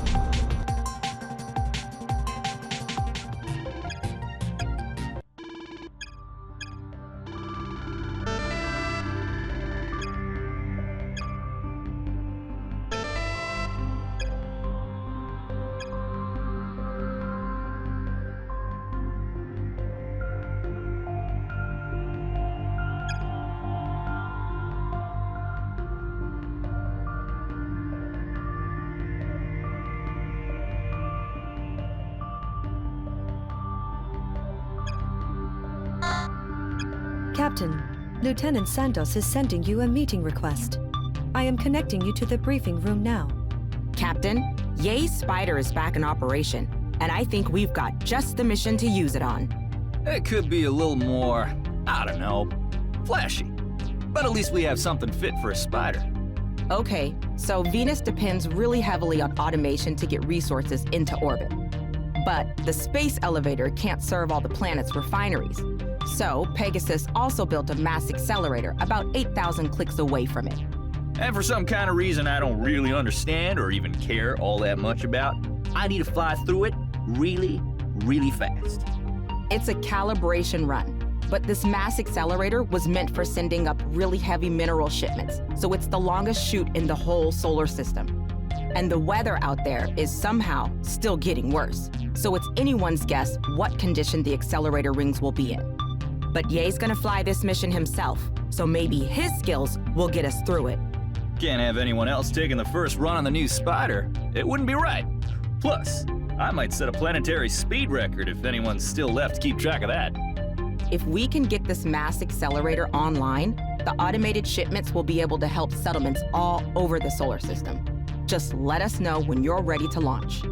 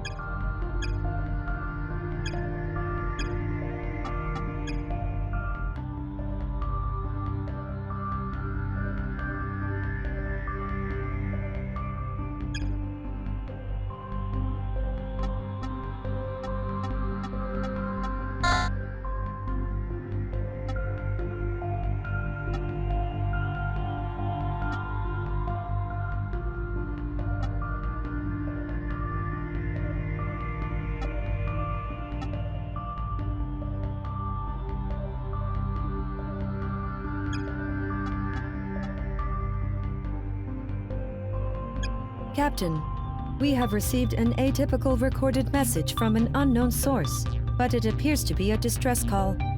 Your senior crew is currently listening to it in the briefing room. I am connecting you now. There are 15 survivors with us. We are located at the Tinatin Planitia. Approaches by large air and spacecraft are impossible because of a singularity embedded nearby. We estimate that our position will disintegrate in less than 30 hours. That's my father, Andre. I knew he was here. He's the only one who can make sense of the data we gathered from the facility on Mars. How did we get this message? It didn't come over broadcast. Nah, these Venus hermits like to send transmissions by laser, using line of sight. It can't be intercepted by Pegasus corporate types. But it does mean that messages have to get passed from shelter to shelter over time. And this one had to come all the way from the night side of the planet. We are requesting covert evacuation. The data we have obtained from studying the anomaly are too valuable and cannot be turned over to Pegasus. If any gray market operator gets this message, please come immediately. We must go. My father is not prone to exaggeration. 15 people is... That's probably most of the surviving Pegasus staff on this planet. I mean, this is our mission, isn't it? We have to save them. If he was right about their shelter only having 30 hours left, we ain't got much time. This message is 22 hours old. All right, but we still need to be prepared. The night side of the planet is having even worse weather than we've seen so far. The only safe way down is through some mass accelerator rings that have been retrofitted as navigation beacons. That must be how they've been coming and going from their base. Anything outside of that, and you're either going to get lost or zapped. After you get through the beacons, it's a pretty straight shot to the coordinates they gave us. Stay cool in that storm. Please hurry. Not just for me. The world needs men like my father. We're ready to go when you give the order.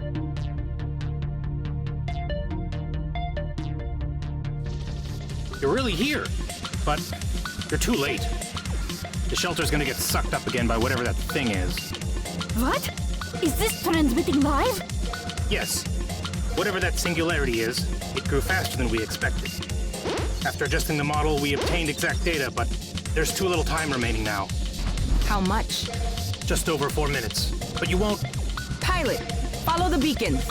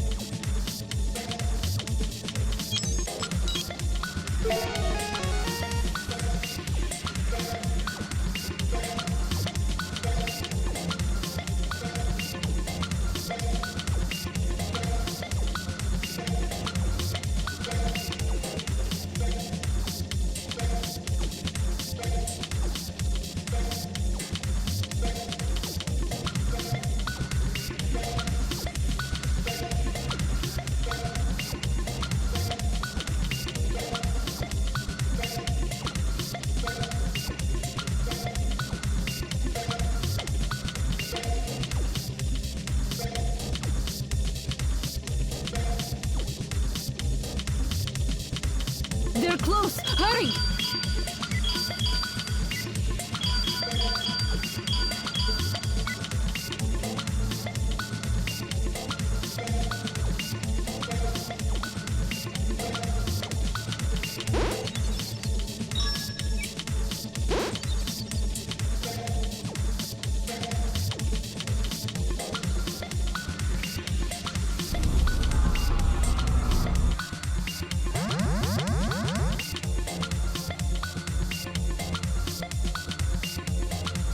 That's them. Looks like we made it.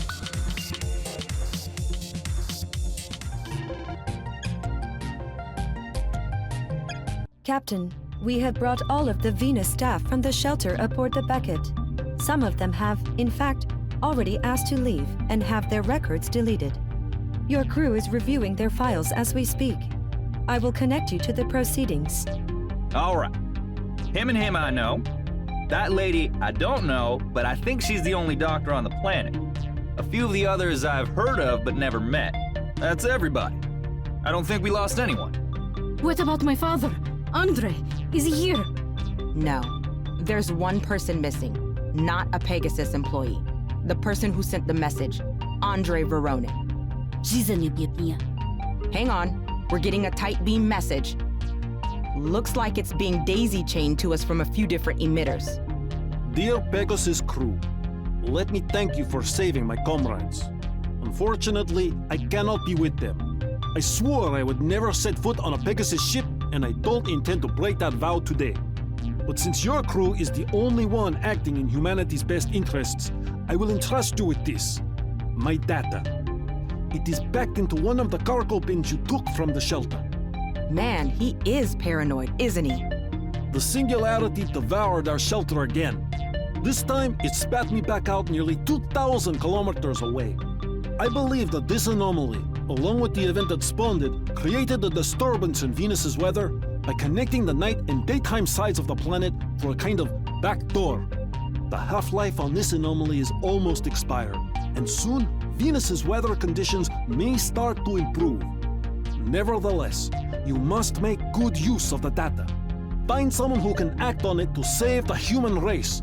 Do not decrypt it on any Pegasus computer. I will keep working. Счастливого пути, comrades. He lived, the old bastard. And he kept his vow. Now I feel bad for being here. Well, the old guy did us a solid, so I'll try to download and decrypt the data on one of my private devices. No need. I found the device on my private network. And it uses old access methods that he and I have shared since I was a child. You're two of a kind, that's for sure. I reckon we found everybody we're liable to find on this planet. Anyone we don't have with us doesn't want to be here. That's probably going to be as close to mission complete as we're going to get, Captain. Should we try for Ganymede? The priority distress signal is still coming out of there. We should. My father's data confirms what I suspected. The radiation emitted by the device I obtained in the Martian facility, it is a tachyon stream. And it is traveling an atypical path through space toward a clear destination. You want to break that down for us a little more? The device is transmitting faster-than-light particles that seem to steer themselves towards a target on Ganymede. This was Pegasus's big secret project. The core of it must be there, in their headquarters. But of course, the distress signal is important. So many helpless plutocrats need to be saved. You let us know your decision, Captain.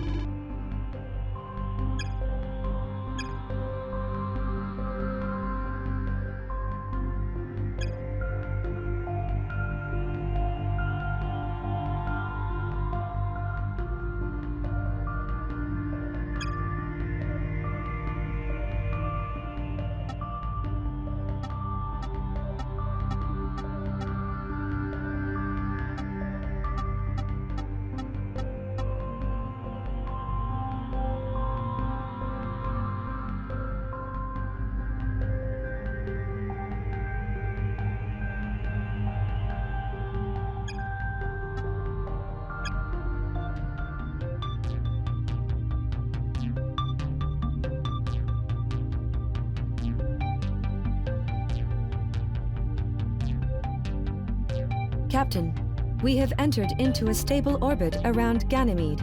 There is a large amount of network traffic on the planet, but I am not able to make contact with a functioning command center. I thought Mars was bad, but this place is a mess. I've spotted a dozen singularities already, plus a whole bunch of other exotic energy doing something. It looks like a big chunk of the planet's crust is collapsing. But the craziest thing is that I don't see an evacuation. All the ships are still flying close to the surface. They're not trying to escape, not yet. Huh? Do you know how much it costs to terraform this moon? It holds 100 years' worth of stolen wealth, taken from the working people of the solar system. The oligarchs who live here care about one thing only: material gain. They're not evacuating because they're too busy hoarding their own possessions and trying to steal from their neighbors before the whole moon collapses. Honey, we're not gonna fix society's problems with a few landers and the power of friendship, but maybe we can save some lives. So how about we point our crew at a target down there? We've got maps of the surface, and we know where the main spaceport is, and I can see the surface traffic going back and forth to it. But there's a bunch of black holes, and some other kind of high-energy phenomenon blocking our view. So I can't see the landing pads. That means we just need to get a closer look. I'll set up the launch. Be on the lookout for a tachyon-emitting energy field. It looks similar to the energy from the fragment we found, but it's been stabilized by something. There's dozens, maybe even hundreds of them down there. I want to know what we're up against, but don't forget that the mission is to land at the spaceport.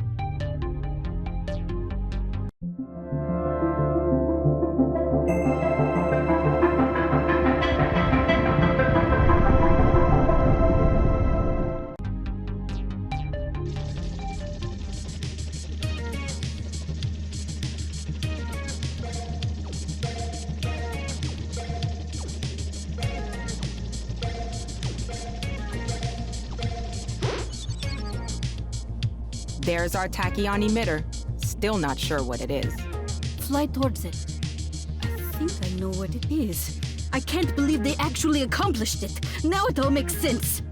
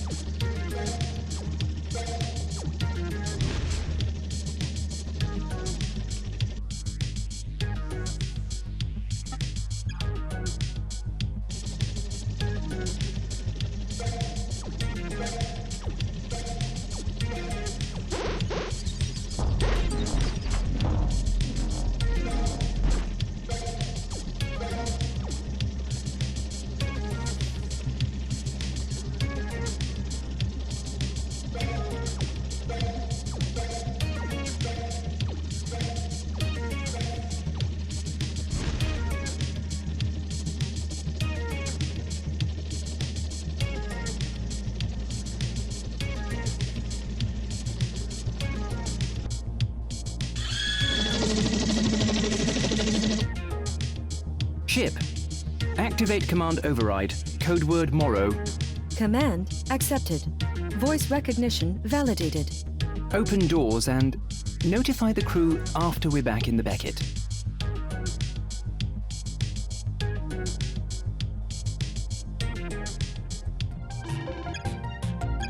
Captain, your senior staff are already meeting and would like you to join them. I'm connecting you to the meeting. It was always about this. Teleportation, instant control of space and time. Look, I agree with you that Pegasus management doesn't have humanity's best interest at heart. But I've been talking to the repair and refuel crews down at the spaceport, and they say they didn't create them. They just stabilized them. The portals appeared after the event. Are you that naive? The whole point of the event was to give them control of these portals. What does it matter if millions die, as long as Pegasus can dominate the lives of those who are left? Captain, I'm sorry to interrupt, but someone with high-level Pegasus clearance just came aboard the ship. What? How did we not detect them? I'm going into full lockdown. Prepare to vent the airlocks. In spite of everything, I still love her energy. So who's the new guy? I do not know. The clearance is very high level, but it does not include a formal rank or identification. Whoever it is, they are about to join us. Greetings, Captain. I'm glad to see the Beckett made it here in one piece. You and your crew have a very important role to play in the next few days. We didn't catch your name, or job title, or anything. You may call me Morrow for now. As you can see from my clearances, I should be the commanding officer of this ship. But given your incredible success after the event, I would be foolish to remove any of you. My orders are simple. There are several urgent but highly secret missions we must undertake. Could you be a little more specific? Of course. I am uploading the mission data now. Our primary objectives are the recovery of key personnel and equipment left stranded by recent events. In the meantime, I can also offer my services in training your pilots. As you can see from my personnel file, I have more than 5,000 hours of flight time. Whoa! I appreciate your patience on this matter. Please carry on as normal. Okay, who the hell is this guy? 5,000 hours of flight time? But he's some kind of Pegasus executive. I'm looking at his flight record, and it looks legit. There's real data from missions, but something about it is weird. Anyway, I guess we can watch to see what he does with our pilots. Until then, we've got new missions.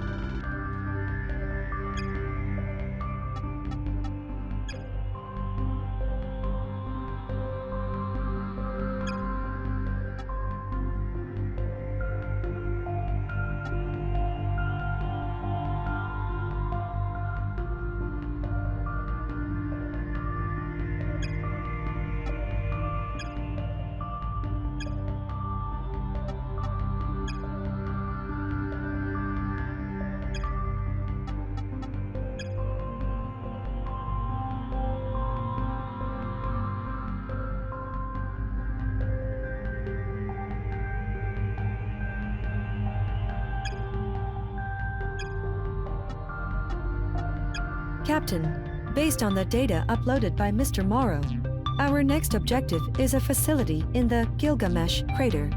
It appears that the facility went into critical lockdown recently.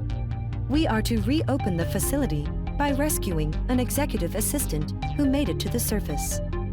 The assistant has clearance to open the upper security doors. Okay, I've read the specs on the facility. Looks like there's a lot of security, so let's hope it doesn't all decide to target us as we're doing the rescue. Captain, you must not obey any directive from that man. This ship has been infiltrated. I only managed to make my comms secure after working all night. Has this Morrow already attempted to implant you with mind control equipment? Am I too late? What? If Pegasus has already finished teleportation, their program for brain implants cannot be far behind. Make sure you personally purify all your own food and water in the safety of your own cabin. I assume everyone has their own Faraday cages prepared. Captain, I'm sorry for the interruption. We've received an urgent transmission from the facility's commander. He reports a rapid deterioration on the entire facility's life support system. and is requesting rescue. Okay, well, this is above all a rescue mission. We'll infiltrate into a highly secure bunker where everything is probably going to be shooting at us. You'll have to land and rescue the assistant near the entrance, and she can open the rest of the base to you and get the commander out. Make sure to get out in one piece.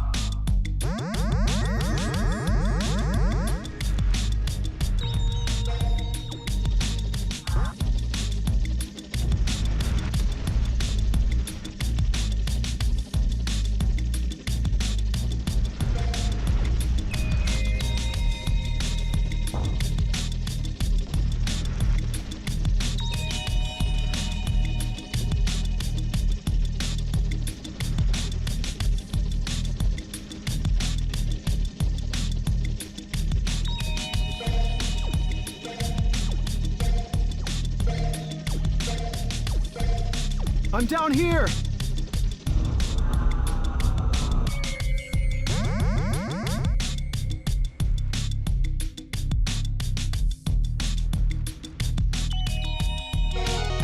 You must be the crew from the Beckett. I'll open the shielding, but I can't help you with the security systems. Our commander will be in the panic room at the bottom.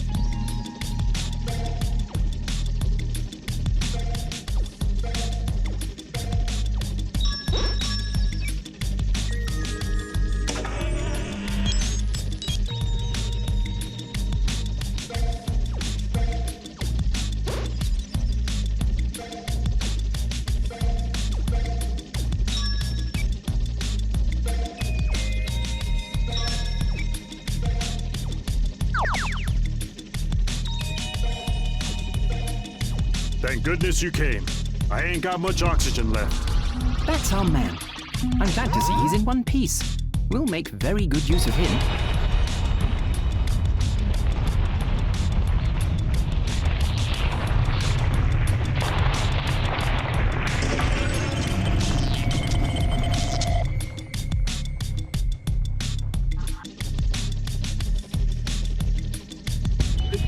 that lava? We need to leave, now!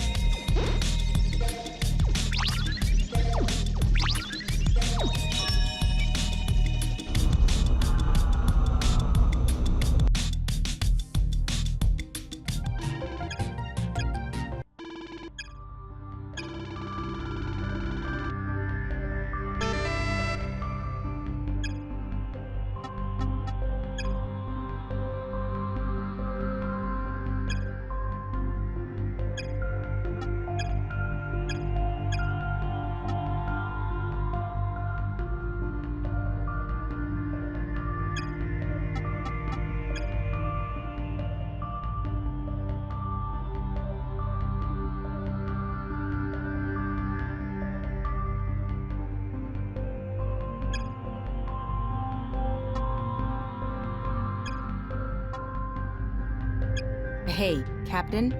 Sorry for doing a direct connection like this. There was a complication.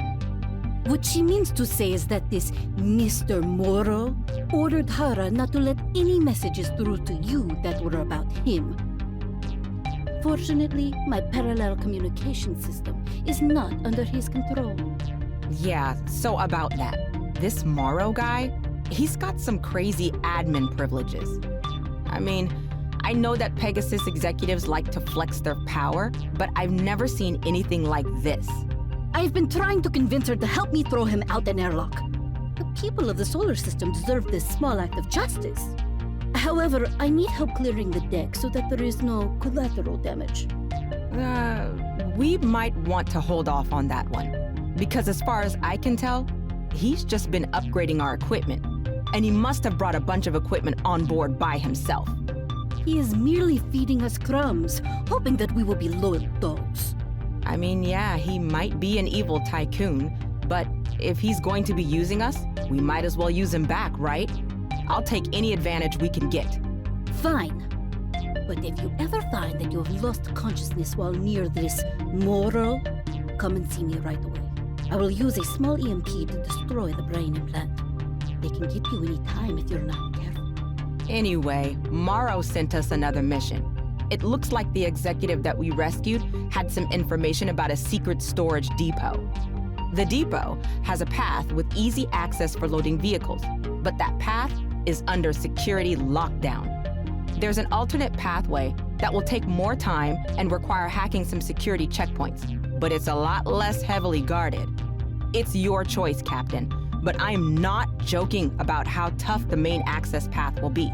Just let us know your decision.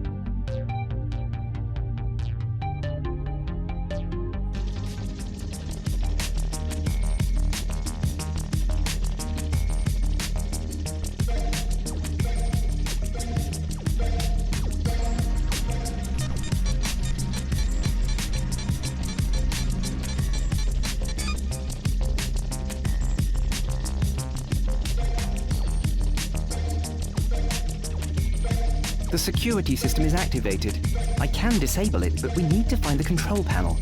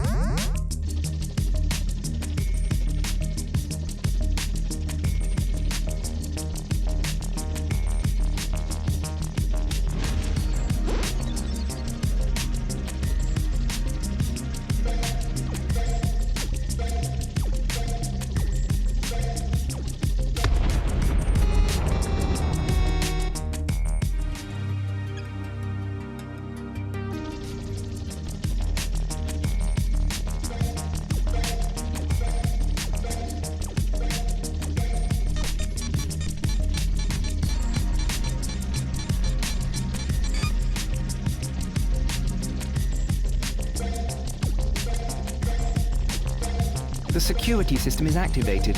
I can disable it, but we need to find the control panel.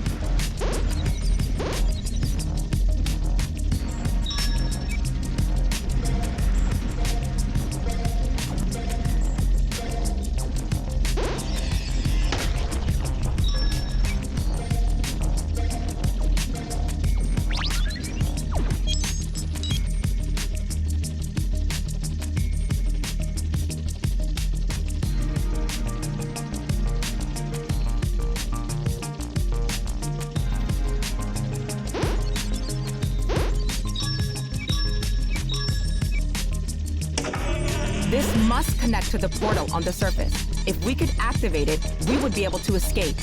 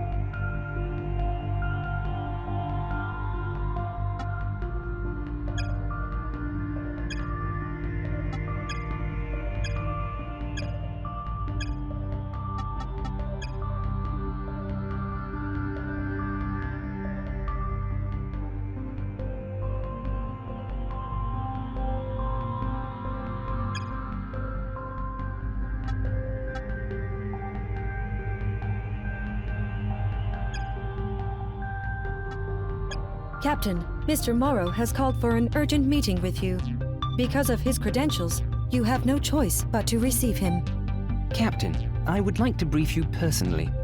Our next mission is a bit unusual, but I wouldn't trust anyone else with it. In orbit of Ganymede, there is a ship called the Halliwell. It appears to be a normal cargo hauler, but I can assure you that the inside of the ship is anything but normal. We will need to use a lander to get inside and retrieve a piece of security technology. Perhaps you would like to tell us why we cannot simply dock with the ship. We are lander pilots, not spies. Lieutenant Voronina, you are every bit as charming as your reputation suggests. But I do not recall inviting you to this briefing. You may own this ship, plutocrat, but you do not own me. Now answer the question! There is no sinister intent behind my request. We cannot dock with the Halliwell because it is being pulled apart by a small singularity as we speak. Most of its systems are damaged beyond repair and its orbit is decaying. By the time we get there, I fear there won't be anything more than debris. This means we'll have a strict time limit to complete this mission. So wait, our target is a zero-G environment that is getting eaten by a small black hole and falling out of the sky? Sounds like fun. Have your fun, but beware the knife in the back. Whatever technology we are retrieving from this ship will certainly be some tool of oppression. If it looks like it goes into a human brain, throw it out of the airlock. All right, honey, we'll do that. Now it's time to ride.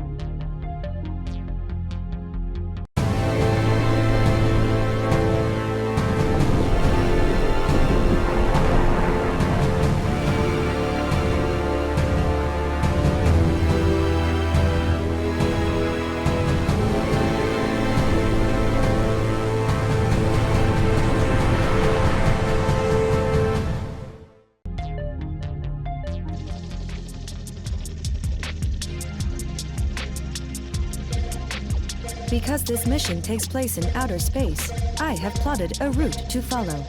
Pilot, this means you'll follow the navigation beacons in and out.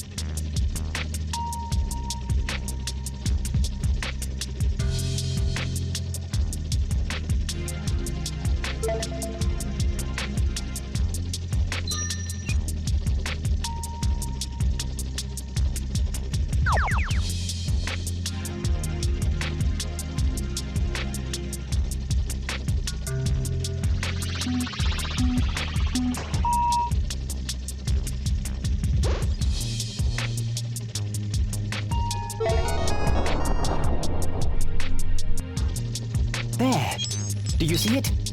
It's closer to the singularity than I had hoped. Be careful while getting it, pilot. Tech secured. Now let's get out of here.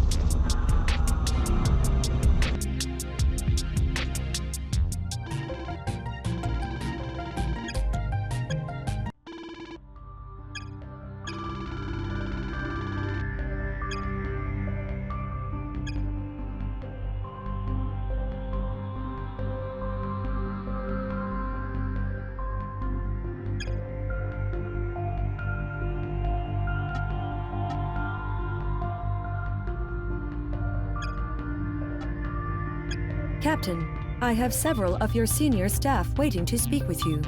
Captain? Okay, glad you're here. Normally, I'd say Veronina's crazy, but I think this time she might be right. Right about what? The device we retrieved from the crashing ship, it was a She-4 key. Who's she? It stands for Secure Hardware Environment, Gen 4. It's a super expensive form of security that only the richest people use. So what? Doesn't Pegasus use those? Of course they do, but our corporate overlord wouldn't need one. He has access to anything he wants in the company. So I'm a little worried that our next mission might not be strictly legal. You are correct, of course, both of you. Our next mission will take us to a private residence. I am uploading the plans now. What? Is this some kind of joke? Not one that I understand. You said this is someone's private house? This looks more like a small city. Its owners think of it more as a castle, which is not much of an exaggeration. We are going to land and access a certain device, which is locked below the surface. The key we obtained from the Halliwell will get us through the outer defensive perimeter and through the shield doors that protect lower levels. The lower levels have a separate security system, however, so our pilot will have to navigate those manually. What is all this for? Are the oligarchs stealing from each other now? Are we pawns in some sick game? No. I cannot explain now, since your lander pilots might be captured and interrogated. After the mission, I will reveal everything. Just know that we are on a mission to restore order to the solar system. Why would we want to restore your kleptocracy? Captain, I'll be ready when you are.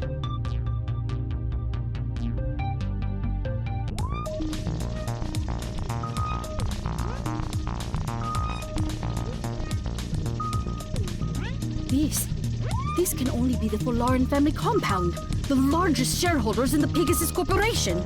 Who are you to be stealing from them? They will kill everyone you know! Let me worry about that. Focus on the mission.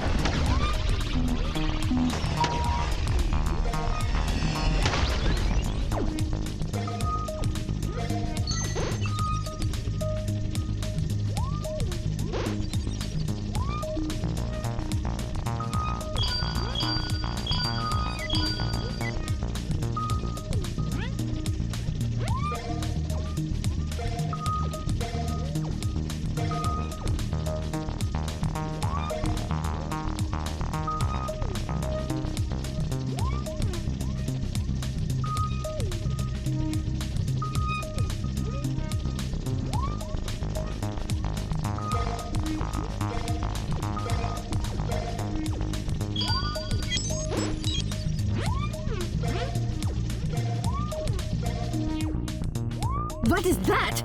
This facility has its own battleship? Man, I've done some crazy missions, but this is gonna be legendary.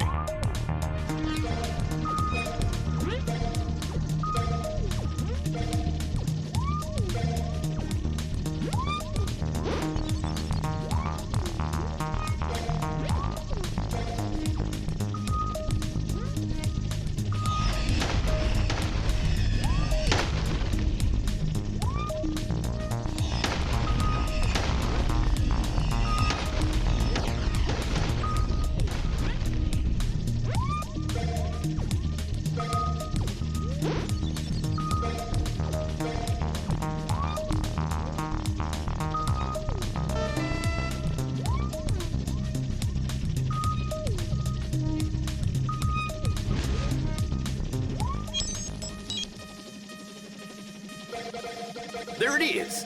We need to access the console, right there.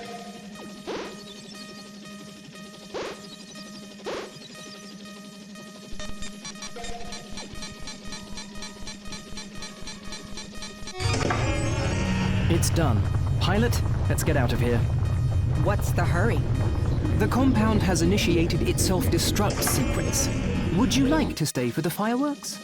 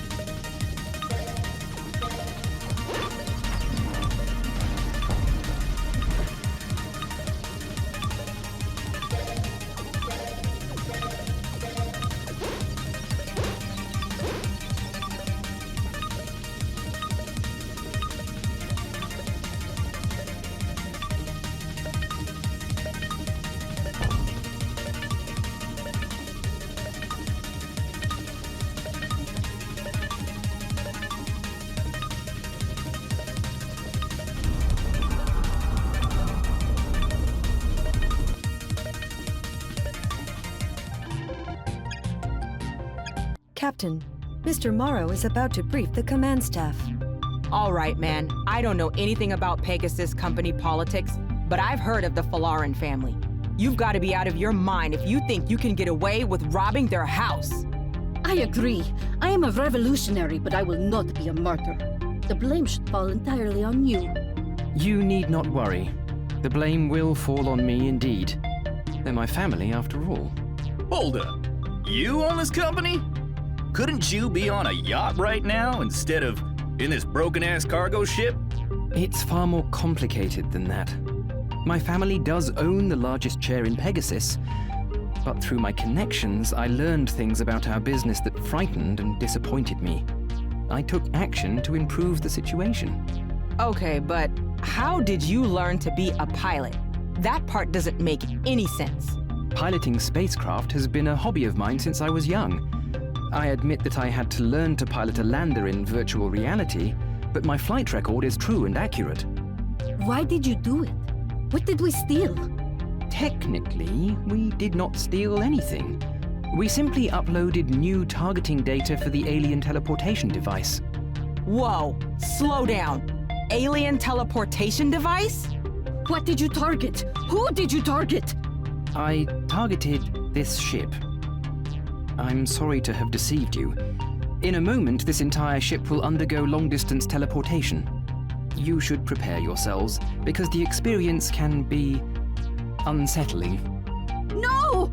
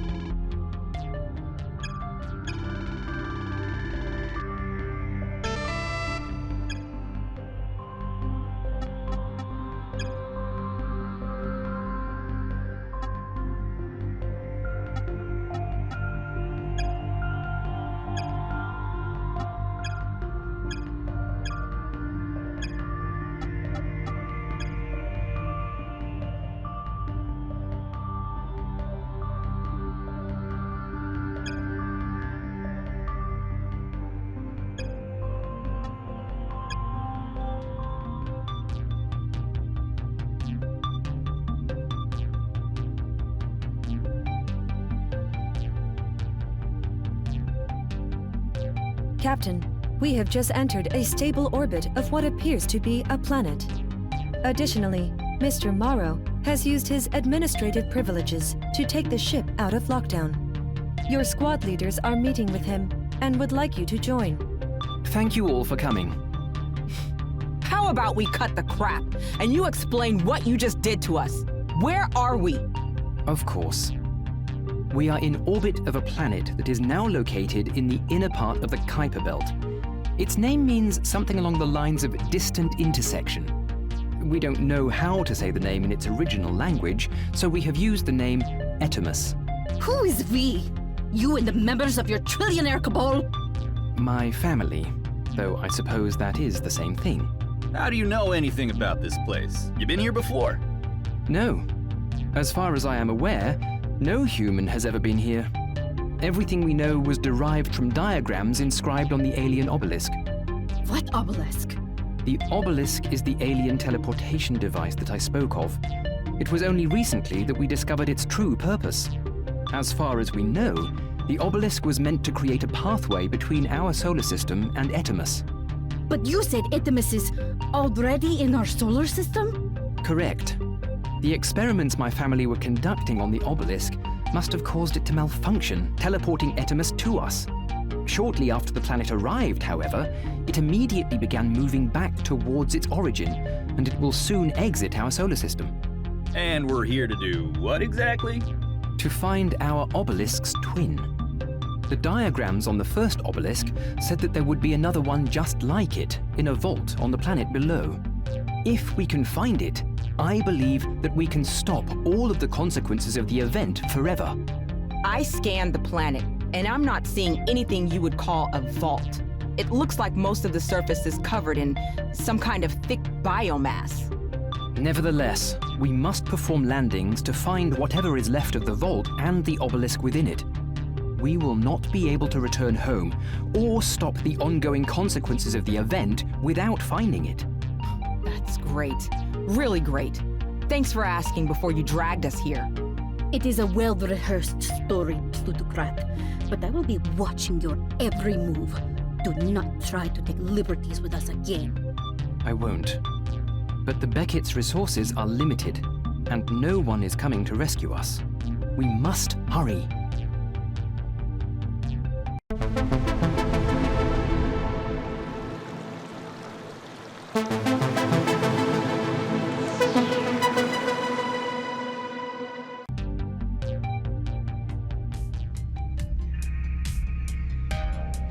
Ground-penetrating radar says that the vault could be on the other side of those fossils.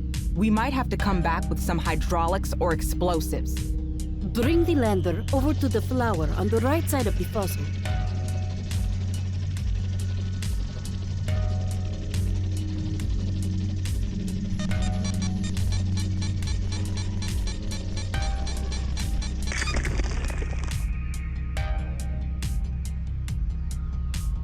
How did you know how to do that?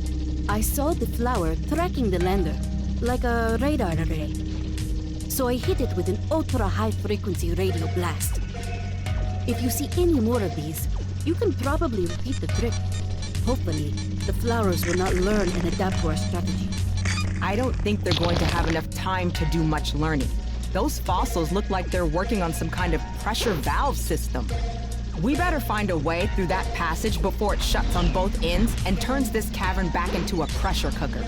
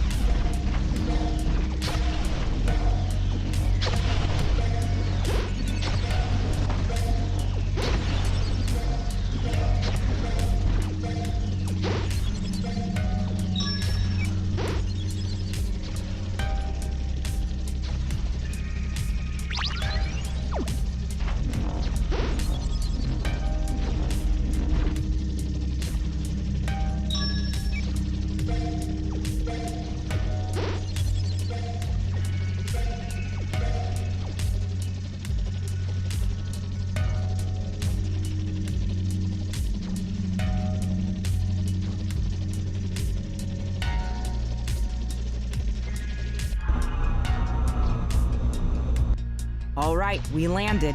There are definitely some caves, but I'm not seeing any clues about a vault. I think we're going to be doing a lot more missions.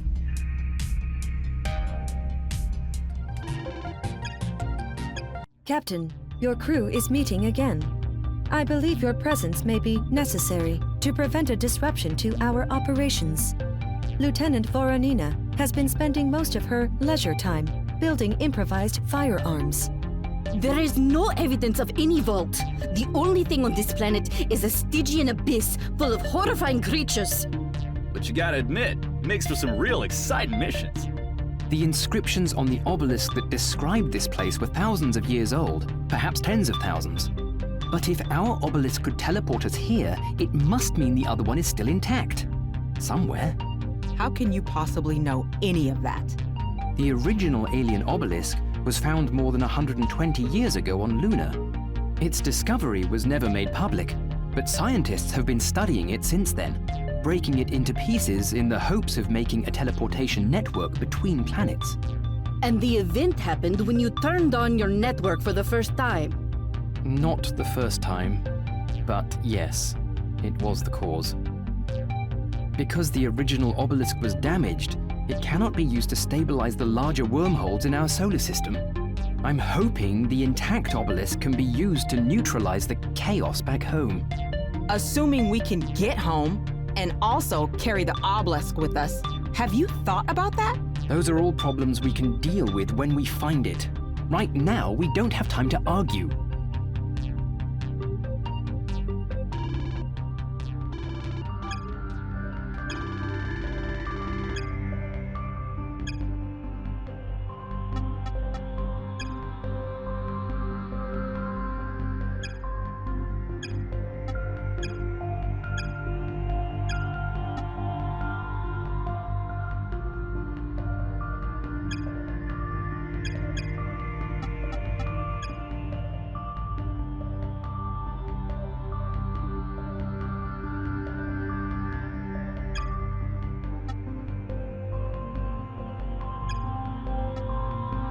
Captain, your squad leaders are assembled for the briefing. I am connecting you now. Captain, the sensors we set up at the first landing site are sending us back some good data about what's under the biomass. There's definitely a cave complex, a big one. But right now, we're boxed into just a few small sections, and none of them have an obelisk. On the map, there are 6 small radiation sources in this new cavern. I think we should investigate them. I'm not sure what they are. They might be machines, or they might even be alien organs. Regardless, we have observed the native creatures using them to pass through sealed passages in the biomass. So they're using them like keys? This place is just weird, man. But I guess we're gonna need to borrow some of them if we want to keep exploring. Hey, before we launch, I want to say that I've been looking at photos from down there, and there are some freaky-looking aliens. I thought seeing them would be cool and exciting, but, nah. To start, the whole place is covered in living alien guts, so there's almost nowhere to land. A few of these creatures also spit giant globs of acid, which is not great, but at least it's, like, straightforward. The real problem is the crawling critters. I'll call them sluggos. They're the long guys with one eye. One of them crawled up to a probe and then shot some kind of energy beam and, well, the point is, don't land in front of a sluggo and watch your ass down there. We're all set for launch, Captain, whenever you're ready.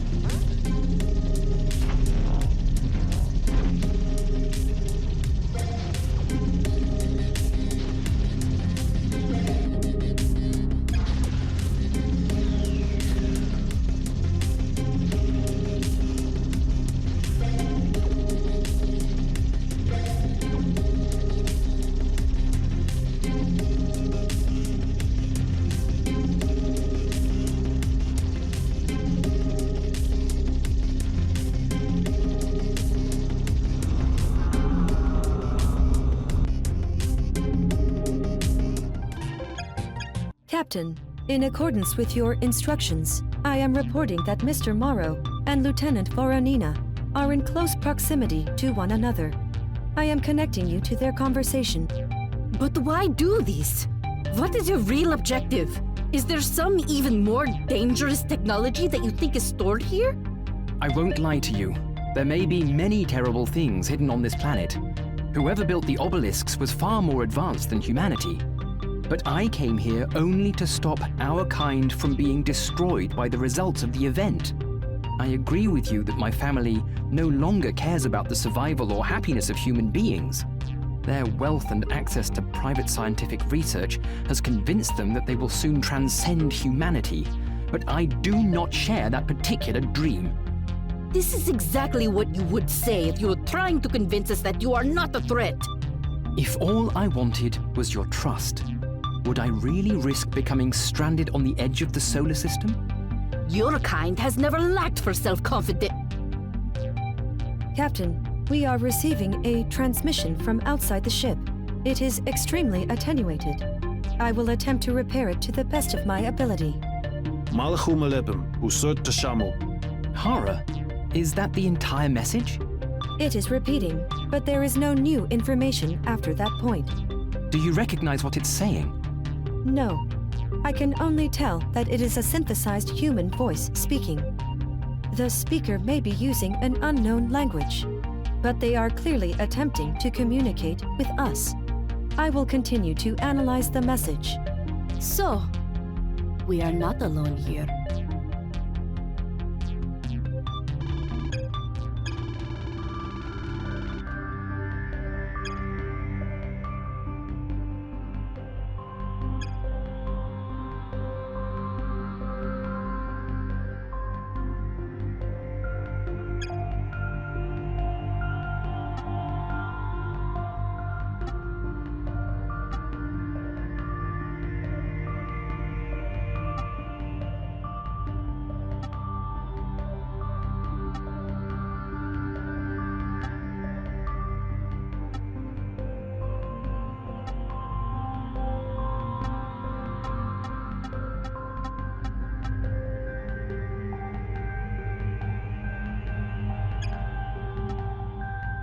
Captain, I have an urgent message from Lieutenant Sandos. I am connecting her now. Cap, I wouldn't be bothering you this soon, except that we have a big problem. Based on our mapping of the underground vaults, or whatever they are, we have almost no time before we need to launch again.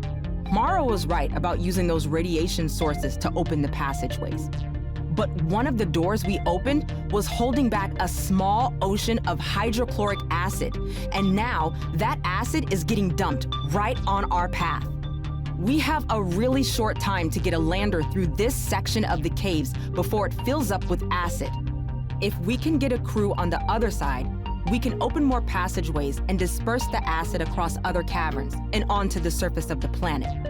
But if we miss our chance, we could be blocked for weeks, maybe even months. Just let us know when you're good to launch.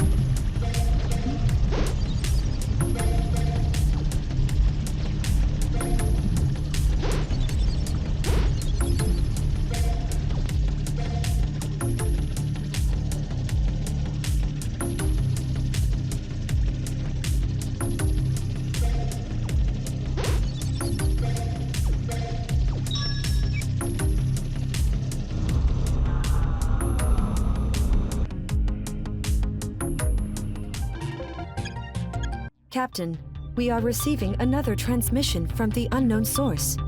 It is also being displayed in the briefing room. Cap, you seeing this?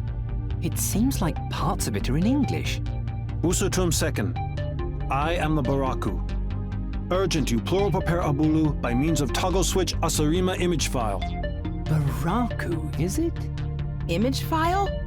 Oh, look at that. There is an image file attached. The formatting is a mess, but it's a 2D render of our maps of the underground caverns. I think some of the missing areas are filled in. There's quite a lot of markings. It will take some time to decipher this. But not this part. Lieutenant Sandoz, look at the largest marking. I don't... Wait. Is that... Hey, Hara, the source of this transmission, is it coming from the point between probes 8 and 11? It is very likely, although electromagnetic interference has lowered the certainty of my calculations. That's where he's calling from. He, she, whoever, is in the caverns with us. Cap, I think we might have a pretty good idea of our next lander target.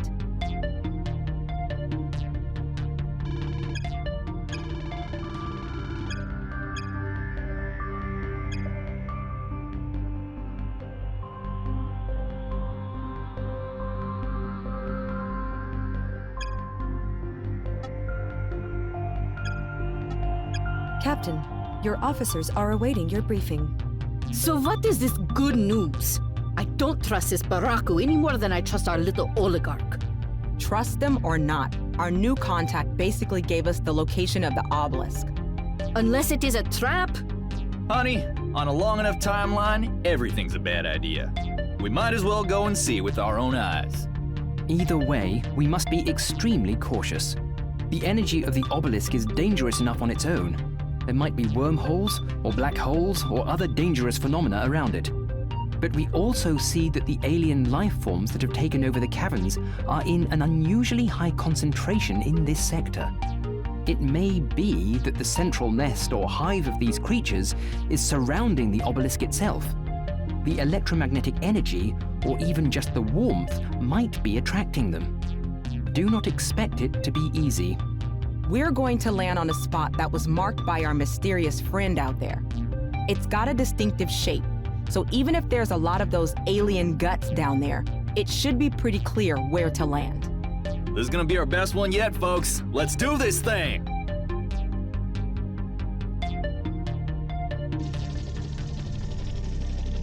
Whoa, careful out there. Radar is showing something real big bouncing around in your chamber.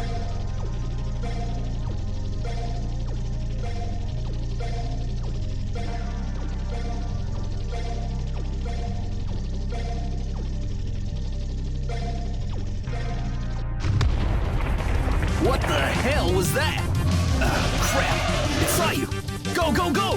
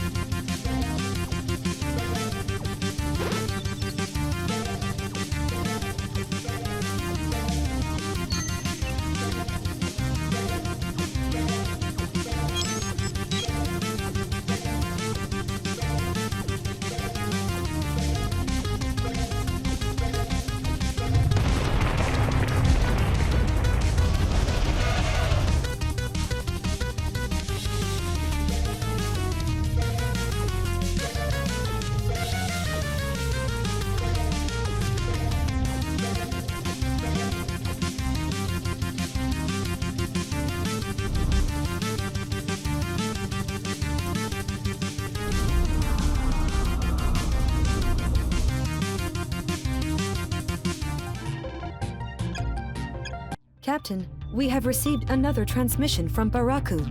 Greetings, Captain. Forgive me for the low quality of my earlier transmissions. Your species has experienced radical linguistic changes since I last communicated with you. Mining your data for language samples was difficult across such a vast distance. I am nearly prepared to arrive on the planet you call Etimus, but there is one task remaining.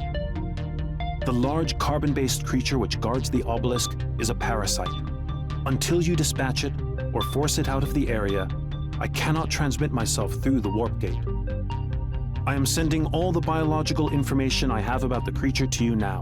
Please do your best, and I hope to see you soon.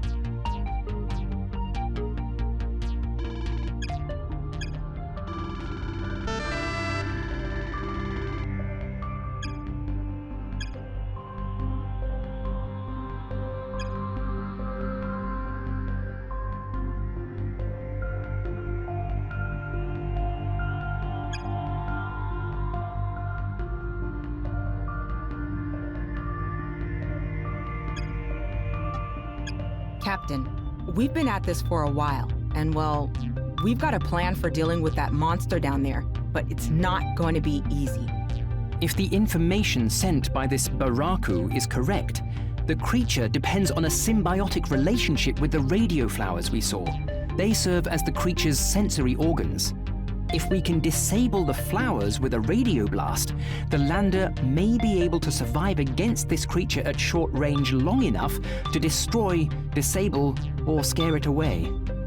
Based on the number of seed pods on the creature's carapace, I expect we will need to attack these flowers more than once. It is not an enviable task. Once those flowers go down, we'll improvise a finishing move. Don't know what it is yet, but the good news is that we are gonna be giving every piece of tech we've got on the Beckett. It's way too much to carry on the lander, so we'll just have to drop it, and the pilot is gonna have to catch it. Don't miss now. Yeah. Also, this plan assumes the pilot can maintain their sanity for long enough to execute it. It's unclear whether the creature down there emanates some kind of psychic energy, or if it merely is so terrifying that it melts the human nervous system. But either way, I've created a cocktail of some of my favorite some of the most powerful drugs I have. It should allow your pilot to remain near this creature for a slightly extended period of time. However, it won't be indefinite. You do need to finish this battle before your pilot goes insane. Saving a lot of that stuff for a special occasion. We have confirmed that the obelisk lies just beyond the creature's chamber. This may very well be our last mission. I just want to say that it has been an honor serving with all of you. You have my thanks, and my apologies. Let's kick this thing in the ass.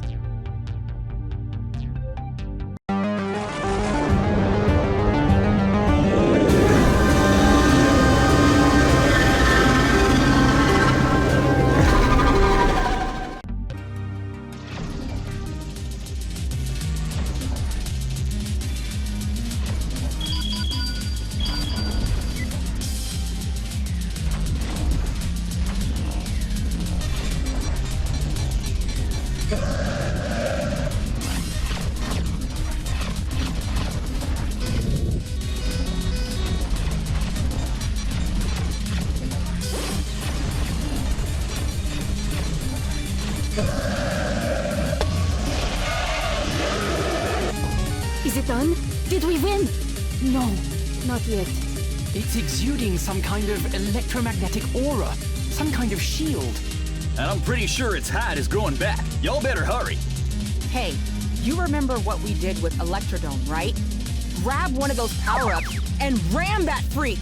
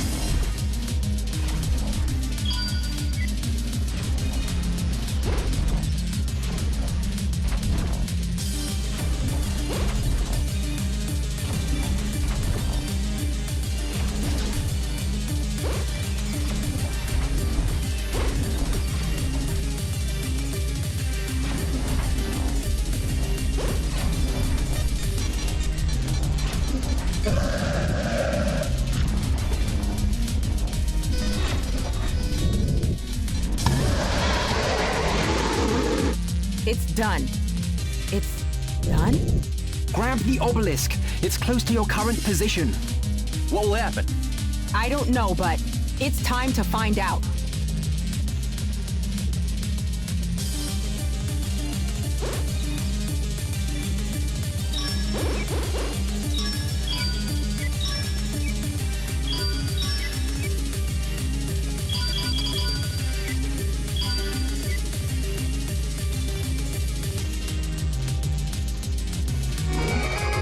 There's a wormhole forming. The tachyon output is way higher than anything we've ever seen. It's coming!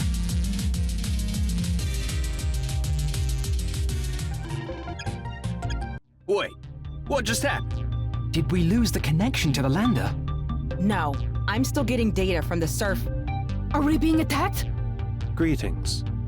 I am Baraku, the designated administrator of this volume of space. Designated by whom? I am part of an organization that cultivates and preserves life in this galaxy. I apologize that I did not arrive sooner, but there are many species under my protection. My organization did not expect humankind would require intervention again so soon. What do you mean, again? Have you had contact with humans before? Yes. I encountered humans for the first time during what you call the Bronze Age collapse. After stabilizing the climate, I placed a warp pylon on your planet's moon so that I could observe the planet and, if necessary, return there. Since that time, I have conducted surveys of the planet every 681 of your Earth years. My last visit was in the year 1537, according to your calendar. You, missed a lot. Indeed. No one in our organization anticipated that human scientific and industrial development would accelerate so quickly. You have missed considerably more than that. Our home planet was made uninhabitable by the greed of an elite class who thought that their money and their toys would insulate them from the apocalypse. And now, they keep the last remnants of humanity under their thumb by controlling access to food, water, even oxygen. Is that a problem you can solve, or do you only meddle in the weather? Humankind has suffered grave misfortunes as a result of its rapid progress. Perhaps it was inevitable. I cannot say for certain. I am not allowed to intervene in government or social structures. However, there are two boons I can grant. Since your civilization has demonstrated control over wormhole technology, I shall give you access to a superior and more sustainable version. This will be my first gift.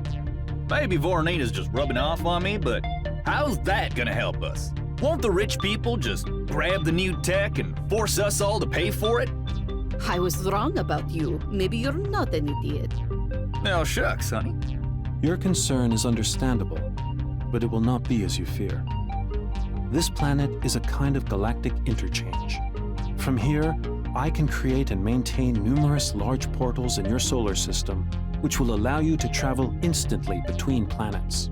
It will not solve all of your problems, but the cost of moving resources between worlds will decrease enormously.